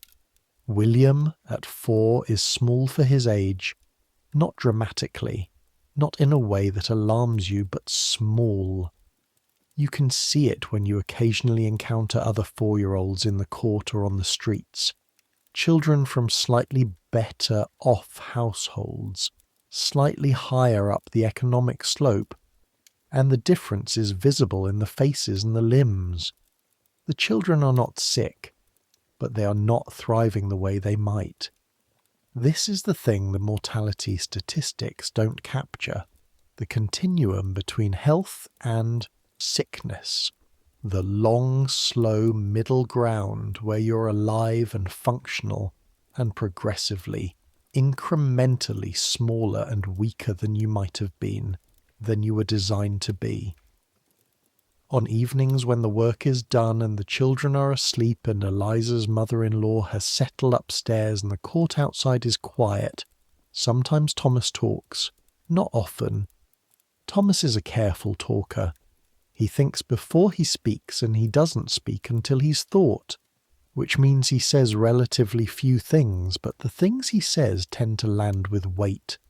One evening in December, he's sitting at the table with a piece of paper and a stub of pencil, and he's doing something that looks like writing but turns out, when you look over his shoulder, to be arithmetic. Columns of numbers adding and subtracting. What's that, you ask? What I'd need, he says. He doesn't look up. Need for what? He's quiet for a moment.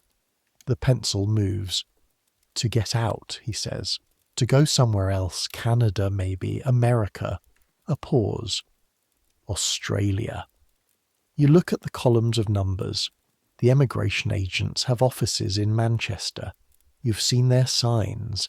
They advertise passages to North America, to Australia. Both places where the government is at various points in the 1840s subsidising emigration, because the population pressure in industrial cities like Manchester is a problem someone in government has noticed and decided to partially address by moving people somewhere else. A passage to Canada, roughly £4 if you can find a charity scheme. £2 if you qualify for an assisted scheme, but £2 is still £2. Thomas's columns show him saving sixpence a week. At sixpence a week, £2 takes roughly 80 weeks, a year and a half. Year and a half of saving, assuming nothing goes wrong. No illness, no dock in wages, no emergency. In a year and a half, a lot goes wrong. He's done this calculation before. You can tell by the smoothness of it, the way the numbers sit on the paper. They've been written and erased and rewritten. This is not a new dream. This is a persistent one. A dream that he keeps alive in the form of arithmetic, which is the most honest and the most cruel way to keep a dream. Eliza know, you ask. Eliza knows, he says. You look at the paper for another moment. Could you do it? You ask. Actually, he puts the pencil down. He looks at the wall, not through it, just at it, at the black plaster and the damp corner. If nothing goes wrong for long enough, he says. A pause. Nothing going wrong for long enough, he says again, like he's testing the sentence to see if it sounds any more plausible said twice. He picks the pencil up again. You go back to your side of the room. The fire crackles. The court outside is quiet. Upstairs, old Mrs. Davies is walking his familiar circuit of the room, back and forth, the creak and creak and creak of floorboards that you've fallen asleep to every night for 2 months. In January the temperature drops hard and stays dropped. Manchester in January 1848 has the winter that the previous autumn was promising. A sustained freeze that turns the mud of the courts to iron, which is, against all expectation, an improvement. Frozen mud doesn't give under your feet the way wet mud does, and the smell of the court diminishes in frozen weather because the processes that produce the smell slow down. The standpipe freezes on the 14th of January. 2 days of no running water. You carry water from Miller Street in buckets that form a thin skin of ice before you get back to the court. The fire burns continuously now, day and night. There is no banking it down because the room is cold enough without the fire active that allowing it to go out could produce problems. The coal cost in January is 2 shillings, which means the food budget shrinks to 2 and something, which means bread and potatoes and nothing else for 3 weeks. But there's something else in January. Something that is, by the standards of what you've experienced so far, surprising. There's community. The freeze produces, in court number 4, a kind of lateral warmth that isn't physical but is real. Families who interact minimally in normal times, who have their own tight routines, their own enclosed struggles, start to reach sideways. Mrs. Davies from upstairs comes down with a pot of something she's made from, you suspect, ingredients she could barely afford, and shares it with Eliza. The family in number 6, the large family with the 4 boys, sends one of the boys over with a block of wood that Thomas can cut up for kindling. Not wealth. Nobody in this court has wealth. But the freeze makes the edges visible in a way that warm weather doesn't. And when the edges are visible, people tend to, not always, but often enough to notice, tend to fill them in.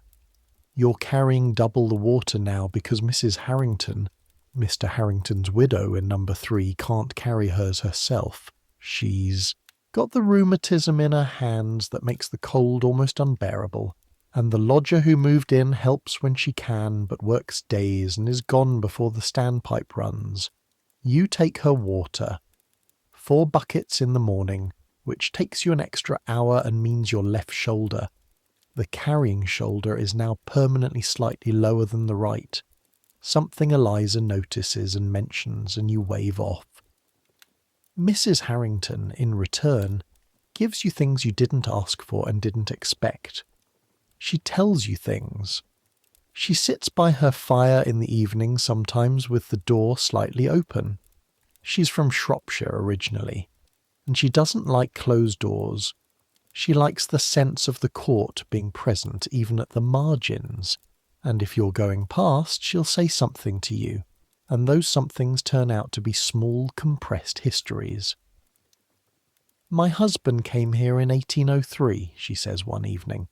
You've stopped because she's spoken to you from the doorway and there's nowhere urgent to be. From where? Shropshire. Same as me, though we met here, not before. He came for the mills.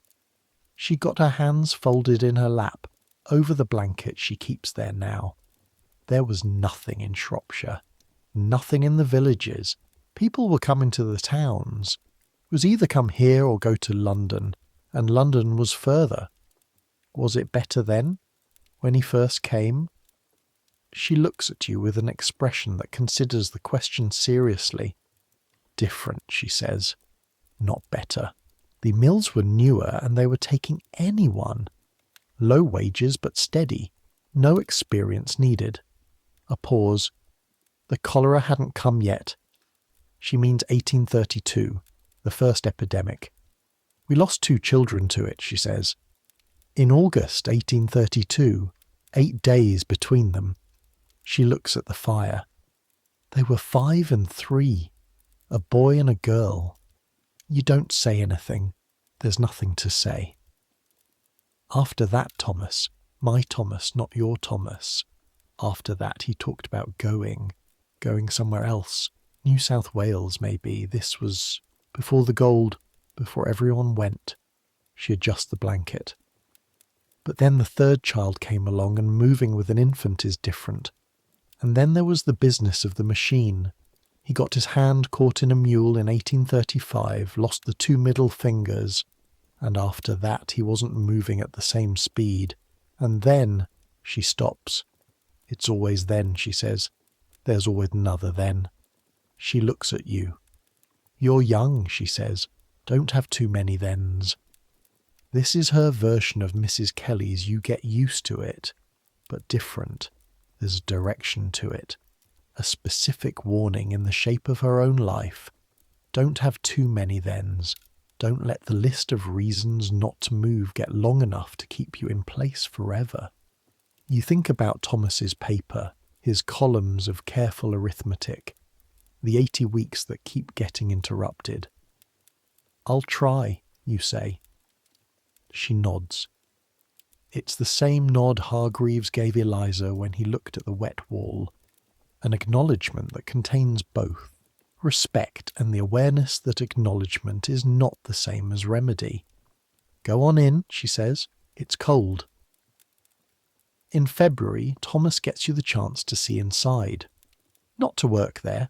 You're 16 and female, and you could work there if Eliza allowed it and you chose to, but neither condition is met. But one of the overlookers is a friend of Thomas's, a friendship of proximity and shared conditions, not of chosen affinity, and the friend allows visitors occasionally, on Sunday mornings when the mill is running at reduced capacity. The cotton mill Thomas works in is on Great Ancoat Street. It's a 5-story building of dark brick, its facade blank and functional, its scale made apparent by the 6-story spinning shed attached behind it. You go on a Sunday morning with Thomas and the friend, Henderson, a short red-faced man who's been an overlooker for 12 years and carries the specific authority of someone who has learned to shout over machinery so thoroughly that he speaks, at that volume always. Henderson takes you through. The first thing is the noise. You prepared yourself intellectually for the noise. You know the mills make noise. You have heard the mills from a mile away. But hearing the mill from a mile away and standing inside it are not the same experience at all, and no amount of prior knowledge prepares you for what it feels like when Henderson opens the door to the spinning floor and the sound hits you like a physical thing. It is not loud the way a crowd is loud or a storm is loud. It is loud the way the world would be loud if the world were made of metal and running constantly. A mechanical noise of enormous complexity, the individual sounds of 100 machines combining into a single overwhelming presence that occupies not just your ears but your chest. You feel it in your teeth and the air. The air in a cotton spinning mill is warm, kept warm deliberately, because cotton fibre spins more smoothly in warm damp air, and because the welfare of the fibre matters more to the production calculus than the welfare of the people handling it. The warmth is accompanied by a constant presence of cotton dust, fine particles of fibre floating in the air, catching the light from the high windows in a way that would be beautiful if it weren't also what you're breathing. Cotton dust in the lungs over years produces a specific illness, bicynosis, though it won't have that name for some time. The workers call it Monday feeling, a tightness in the chest and difficulty breathing that appears on Mondays after the brief respite of the weekend, when the lungs have had 48 hours of cleaner air and then are suddenly asked to return to the mill atmosphere. Over years it doesn't go away on Tuesdays. Over more years it becomes permanent. Thomas's cough, which you've been hearing at night and attributed to the damp room, is also partly this: the machines themselves. The mule frames, each one 60 feet long, rows of them, the carriage moving back and forth in a rhythm that is almost hypnotic when you watch it. A spinner attends to several frames, pacing their length, watching for breaks in the thread, piecing them back together when they occur. The piecing, pressing the broken ends together and twisting them smooth in a single practiced motion, is done with the fingertips, which means fingertips that are in constant contact with moving machinery, the children. There are children on the floor, smaller than William, some of them, though you know William is small, so perhaps they're older than they look. They're the scavengers. Their job is to crawl under the moving machinery during the brief moments when the carriage reverses to collect the loose cotton waste that accumulates on the floor. They move with the machines in a timing that has to be perfect every time, because the machinery doesn't stop to check if a child has cleared the way. You watch a girl, maybe 7, go under a frame while it's in motion, collect the waste in a bundle, come out the other side. She does it without looking up. She's done it 10,000 times. She'll do it 10,000 times more. Henderson is saying something to you, but you can't hear him over the machinery, so he's mouthing it slowly. And what you eventually make out is, they learn the timing. They're very quick. They're very quick. You spend 20 minutes on the floor and come out into the Sunday air of Great Ancot Street and stand there for a while, doing nothing in particular, just breathing air that is cold and smells of coal smoke and is, compared to what you just came from, extraordinary. Thomas comes out behind you. He looks at your face. 12 hours, he says, not unkindly, just as information. 6 days a week. You look at him. He shrugs. It's the same shrug everyone in court number 4 does when they acknowledge something they can neither change nor productively rail against. Come on, he says. Eliza will have something on. Spring in Manchester in 1848 is a political season, as well as a natural one. There are meetings, not in the court, not in Angel Meadow exactly, but near enough that you hear about them daily, and occasionally you hear them, the sound of a voice amplified by nothing but the natural acoustics of a street or a square carried over rooftops. The Chartist movement. You know the name from Cheshire, the 6 points, the demand for the vote for every man, the petition campaigns. There was a Chartist meeting in the village when you were 12. Your father went to listen and came back and said the men making the speeches had the right ideas, but the wrong methods. In Manchester in 1848, with revolution in France and unrest all over Europe, the Chartist movement is reaching a kind of culminating intensity. There will be a great petition presented to Parliament in April. Hundreds of thousands of signatures, the largest demonstration the country has seen. Thomas is not a Chartist exactly, or he's one in the way you're cold. It's a fact about him rather than a performance. He has signed the petition. He signed it in the back room of the beer shop on the corner, along with most of the men on his shift and half the men in the court. He didn't discuss it much. He just signed it.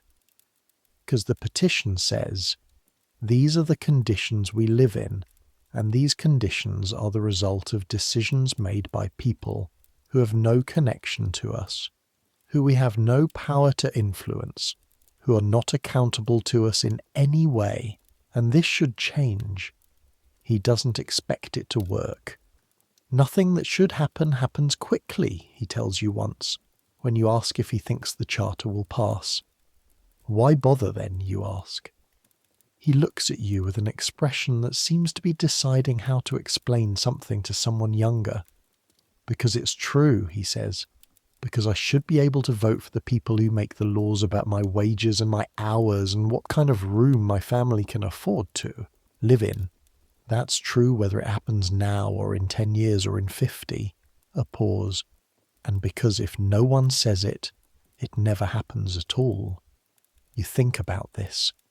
The Chartist petition of April 1848 will be presented to Parliament and rejected. This will not be the last time the question is raised. But you don't know that yet.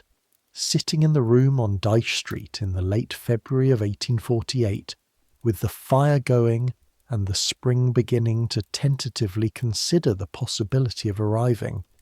You don't know yet that some of the things Thomas believes are true will happen. Not in his lifetime, but they will happen. That's a strange kind of hope to live on, but it's hope. Summer brings heat to Angel Meadow the way it brings heat to everywhere, except that heat in the court is different from heat in the open. The smell, which diminishes in the freeze of January, returns in June with renewed conviction. The court in July smells like the court in October plus sun. The privy, which overflows in the wet weather, in dry weather generates a different kind of problem that is at least contained within its walls, but is not by any measure an improvement. The Irk, the river that Angel Meadow sits above and beside, is, in summer, a thing of such comprehensive foulness that it has achieved a kind of legend. Engineers who survey it for the improvement schemes that various committees keep proposing describe it as an open sewer, which is accurate but understates it. It's an open sewer that also receives the drainage from dozens of factories. The dye works and the bone works and the gut cleaning operations, industries that are located in proximity to the poor neighbourhoods, partly because the land is cheap and partly because the poor neighbours have no legal or political means to object. In the summer evenings, the court smells of the river. You have stopped noticing most of it. Not all. There are still moments, early in the morning before the day's accumulation has reasserted itself, when you come down the stairs and the air in the court has a particular quality that registers as wrong. But most of it has been absorbed into the background. This is what "you get used to it" means. Not that it becomes acceptable, just that it becomes background. Eliza's laundry business has grown slightly. She has 3 regular customers now instead of 2, and in the summer the drying is easier, and she's been able to save a small amount. Not Thomas's emigration arithmetic, not that ambition, just a few shillings put aside against the next emergency. The next emergency, in their experience, is always coming. The question is never whether but when. Your work has settled into shape.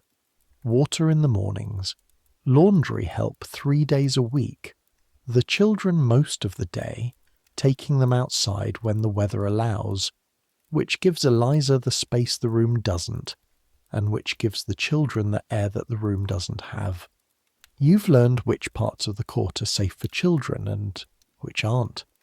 The space near the standpipe is fine. It's dry underfoot and visible from most doorways. The passage to the street can be used, but the children don't go through it alone. The area near the privy is never a children's area. William has made a friend in the court, a boy from number 5 named James, who is also 4 and also has a piece of wood he drags around. The 2 of them drag their respective pieces of wood around the court together with great seriousness and apparently no particular destination in mind, and this is the whole of their social world, and it seems sufficient. Harriet doesn't cough in the summer. There is a question that lives with you through all of this. Not a dramatic question, not a desperate one, just persistent. Is this it? Not as condemnation. You've learned better than that living here. The people in this court have made lives here. Real ones, complicated ones, with loves and friendships and jokes you don't always understand, and a social complexity that your first impressions, standing in the court on your arrival morning, completely failed to reveal. Mrs. Harrington, who has been here 40 years and lost 2 children to cholera and a husband to the accumulated damage of a mill life, knows the name of every person in this court, and which ones are to be trusted and which ones are dealing with things that make them unreliable right now, and which ones will come through for you at 3 in the morning if you need them. That's not nothing. That's not a small thing. The woman in the second cellar, Mrs. Walsh, who you finally met properly in February, makes a particular kind of sweet every Christmas from a recipe she brought from Cork, and she gives a piece to every child in the court, and the children wait for it. They actually wait for it. That piece of sweetness in the context of everything else is real and valued and not diminished by context. Thomas's columns of arithmetic, Eliza's careful soap on the shelf, Mrs. Kelly's son's slow, careful mornings with the fire. This is not nothing. But the question persists. Is this it? Is this what a life looks like when you're poor in England in 1847, in 1848, going forward into years you can't see yet? And the honest answer, looking at the data of the court around you, most of them will stay. Not because they're resigned to it, exactly. Because the math of leaving doesn't work out. Because by the time the math would work out, there's another then. Because leaving requires a moment where everything is stable enough all at once to permit the leap, and in these courts, all at once is not a thing that happens. Thomas will make the crossing eventually. Not in 1848. Not in 1849, when the second cholera epidemic comes through Angel Meadow and takes 11 people from the streets around Dyche Street. Not from court number 4, but close enough that Eliza prays every morning for 3 months. Not until 1852, when a combination of a good year's wages and a charitable emigration scheme and a moment where nothing is going wrong long enough, produces the conditions he's been calculating toward. He goes to Ontario. He works in a mill there too initially. The mills of North America are not so different from the mills of Manchester. But after 5 years, he has land. Actual land. With a house on it that he built partly with his own hands. The letters come, but that's later. Right now, it's October 1848. You've been here a year. The air is the same, the fire is the same, the straw mattress is the same, pressed thinner still by another year's use. But you are not the same. You came from Cheshire carrying nothing and knowing nothing and finding this room overwhelming in ways you couldn't fully articulate. You know it now. You know the weight of a full bucket from Miller Street. Exactly. Precisely in the specific muscles of your left shoulder. You know the particular technique for getting the fire started on a cold morning with nearly dead coals. You know that Mrs. Kelly's grandson responds to having a piece of stick to drag around in approximately the same way William does, and that this is worth the time it takes to find him one. You know the sound of a worrying cough as distinct from a routine one. You know which parts of the bread are most adulterated and which parts are still worth eating, and how to tell the difference by pressing the crust between thumb and forefinger. You know how to carry a year in these walls. Tonight, Eliza has made something better than usual. A small piece of mutton that was going cheap at the market, boiled with the potatoes and the last of the autumn's root vegetables. The room smells of cooking in a way that it usually doesn't. A warm animal smell that sits on top of the coal smoke and the damp. Thomas is home. The children are asleep. Mrs. Harrington has come in to eat with you. She does this sometimes. The 3 of you have a kind of ease around the table that has grown quietly over the year, an ease built from small daily exchanges and the reliable showing up for each other that living in 10 feet of proximity either destroys or builds. The fire is high, not extravagant, coal isn't wasted, but high enough to warm the room to something approaching actual warmth, not just not cold. The candle is lit on the shelf. In the candlelight, in the warm light of the fire, the room looks different. The wet corner is in shadow. The cracked plaster is in shadow. The ceiling's blackness recedes. What you see is a family eating together at a table.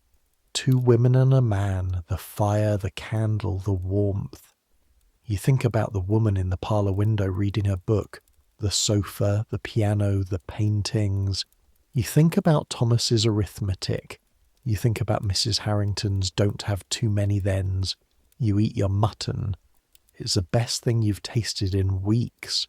You tell Eliza it's good, which makes her make a face, the slight dismissive face she makes when she's pleased.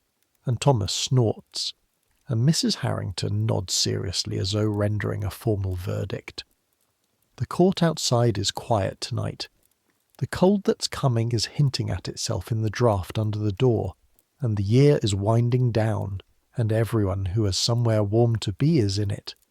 This room, this particular room, with its damp corner and its low ceiling and its single candle and its persistent smell, 14 feet by 12, earthen floor, 1 window, 1 door, 7 people sleeping in it on most nights. This room is, by any comfortable standard, inadequate. By the standards of what Chadwick documented and Engels described, and the property committee noted and failed to remedy, it is a problem. A documented failure of the system that produced it. And it is also the room where William is learning his letters, with Eliza's patient repetition each evening before the candle goes out. Where Harriet has recently discovered that she can make Thomas laugh by doing a specific thing with her face, where Mrs. Harrington has a place at a table on the evenings when she would otherwise eat alone. Both things are true. The room is an indictment and a home. That's what it looks like from the inside. That's the thing the reformers' reports, for all their precision, sometimes failed to capture. They saw the wet walls and the inadequate drainage and the statistics of early death, and they were right about all of it. But they didn't always see this. The evening lengthens. Mrs. Harrington goes home. Thomas banks the fire, the careful raking of coals, the covering with ash, the conservation of heat that will mean there's something to work with in the morning. Eliza checks the children. William's breathing, steady. Harriet's, slower, deeper, full and even.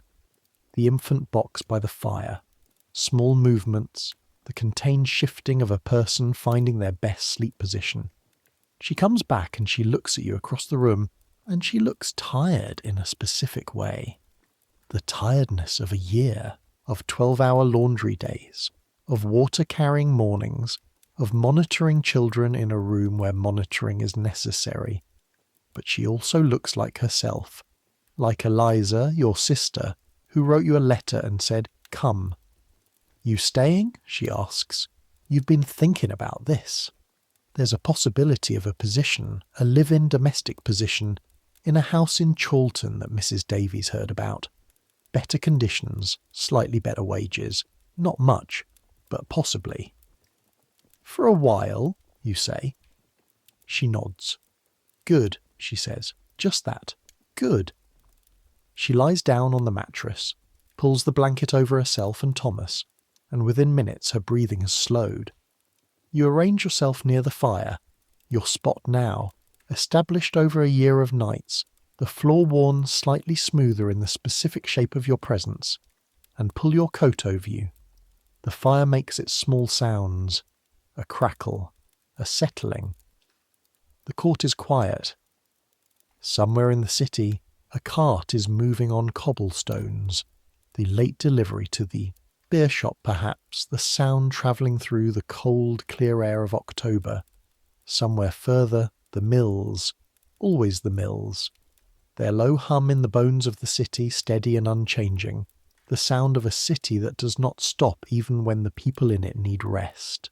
Let it go quiet, slowly, the way sounds always do at the edge of sleep when the brain starts releasing its grip on the task of monitoring and just lets things be. The cart on the cobblestones, gone. The distant mill sound, fading. The fire in the grate, smaller and smaller, banked down to its core, a warm red glow under the grey ash, patient and steady, waiting for morning. You've been here a year. You've carried more water than you can calculate. You've wrung laundry in water so hot it reddened your arms to the elbow. You've navigated the queue at the standpipe and the social mathematics of the court, and the weight of a sick child at 3 a.m. You're not the girl from Cheshire who stepped off the carrier's cart with nothing. You're not that girl anymore, and the room, the wet walls and the cracked plaster and the single candle and the earthen floor, the room is both exactly what it is and exactly where you are. That's enough. It has to be enough. And tonight it is. Your eyes are heavy now. The particular heaviness of genuine physical tiredness, of a body that has been used all day and is ready to be not used, ready to stop, ready for the long, slow repair of sleep. William is breathing. Harriet is breathing. The infant in the box makes the small sounds of a person sleeping well. Thomas's steady rhythm. Eliza's quieter one beside him. The whole court sleeping. 60 people, roughly, all breathing. All warm enough, barely or adequately, in their various rooms and their various configurations of mattresses and blankets and coats used as covers. All of them here. All of them surviving another day in the same city. The same air, the same persistent smell, the same insufficient arithmetic, the same love for children, and the same fear, and the same occasional mutton when the market prices drop. Let the breath slow. Let the fire be enough. Let the sounds of the mill be far away. They are far away. They are someone else's night work, not yours, not now. Let the weight of the year settle. Let it all be far away. The wet corner, the full privy, the inspector's careful notes, the columns of arithmetic that haven't yet added up to departure. Far away. All of it. Centuries will pass. The courts of Angel Meadow will come down. Not quickly, not easily, not without decades of fighting between reformers and property owners, and the government and the people who lived in them. But they will come down. The last of the back-to-backs will be cleared in the 20th century. The Irk will be culverted, underground, invisible. The mills will close. The cotton trade will move, the way trades always move. Following the cheapest labour around the world, the enormous brick buildings will stand empty for decades and then be converted. Apartments, mostly. Apartments with high ceilings and exposed brick and good plumbing and double-glazed windows where the original frames had rags stuffed in the gaps. People will live in them and comment on the industrial aesthetic. Angel Meadow will have a park, on the ground where the courts were. But people will still live in Manchester, will still worry about rent, will still do the arithmetic at the end of the month and feel the familiar tightening when the numbers don't come out right. The specific weight of a bucket from Miller Street, that's gone.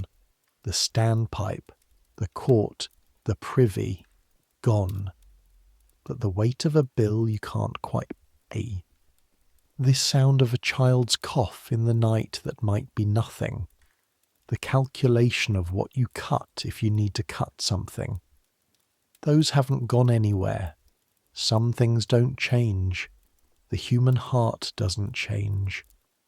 The need at the end of a long day of carrying what you carry to put it down, that doesn't change either. So put it down. Let sleep take you the way it took Mary Marsh on Dyche Street, on the floor by the banked fire, a year into a life that was harder than she expected, and more real than she expected. And enough. Let it come. The weight of the day leaving, the sounds of the city receding, the breath slowing to the long, slow rhythm of rest. You've carried enough today. Let the arms uncurl. Let the jaw unclench. Let the specific worry you've been turning over, you know the one, let it rest, just for now, just for tonight. Warm enough, safe enough, here enough, that's all that's needed. That's all it ever was. Good night.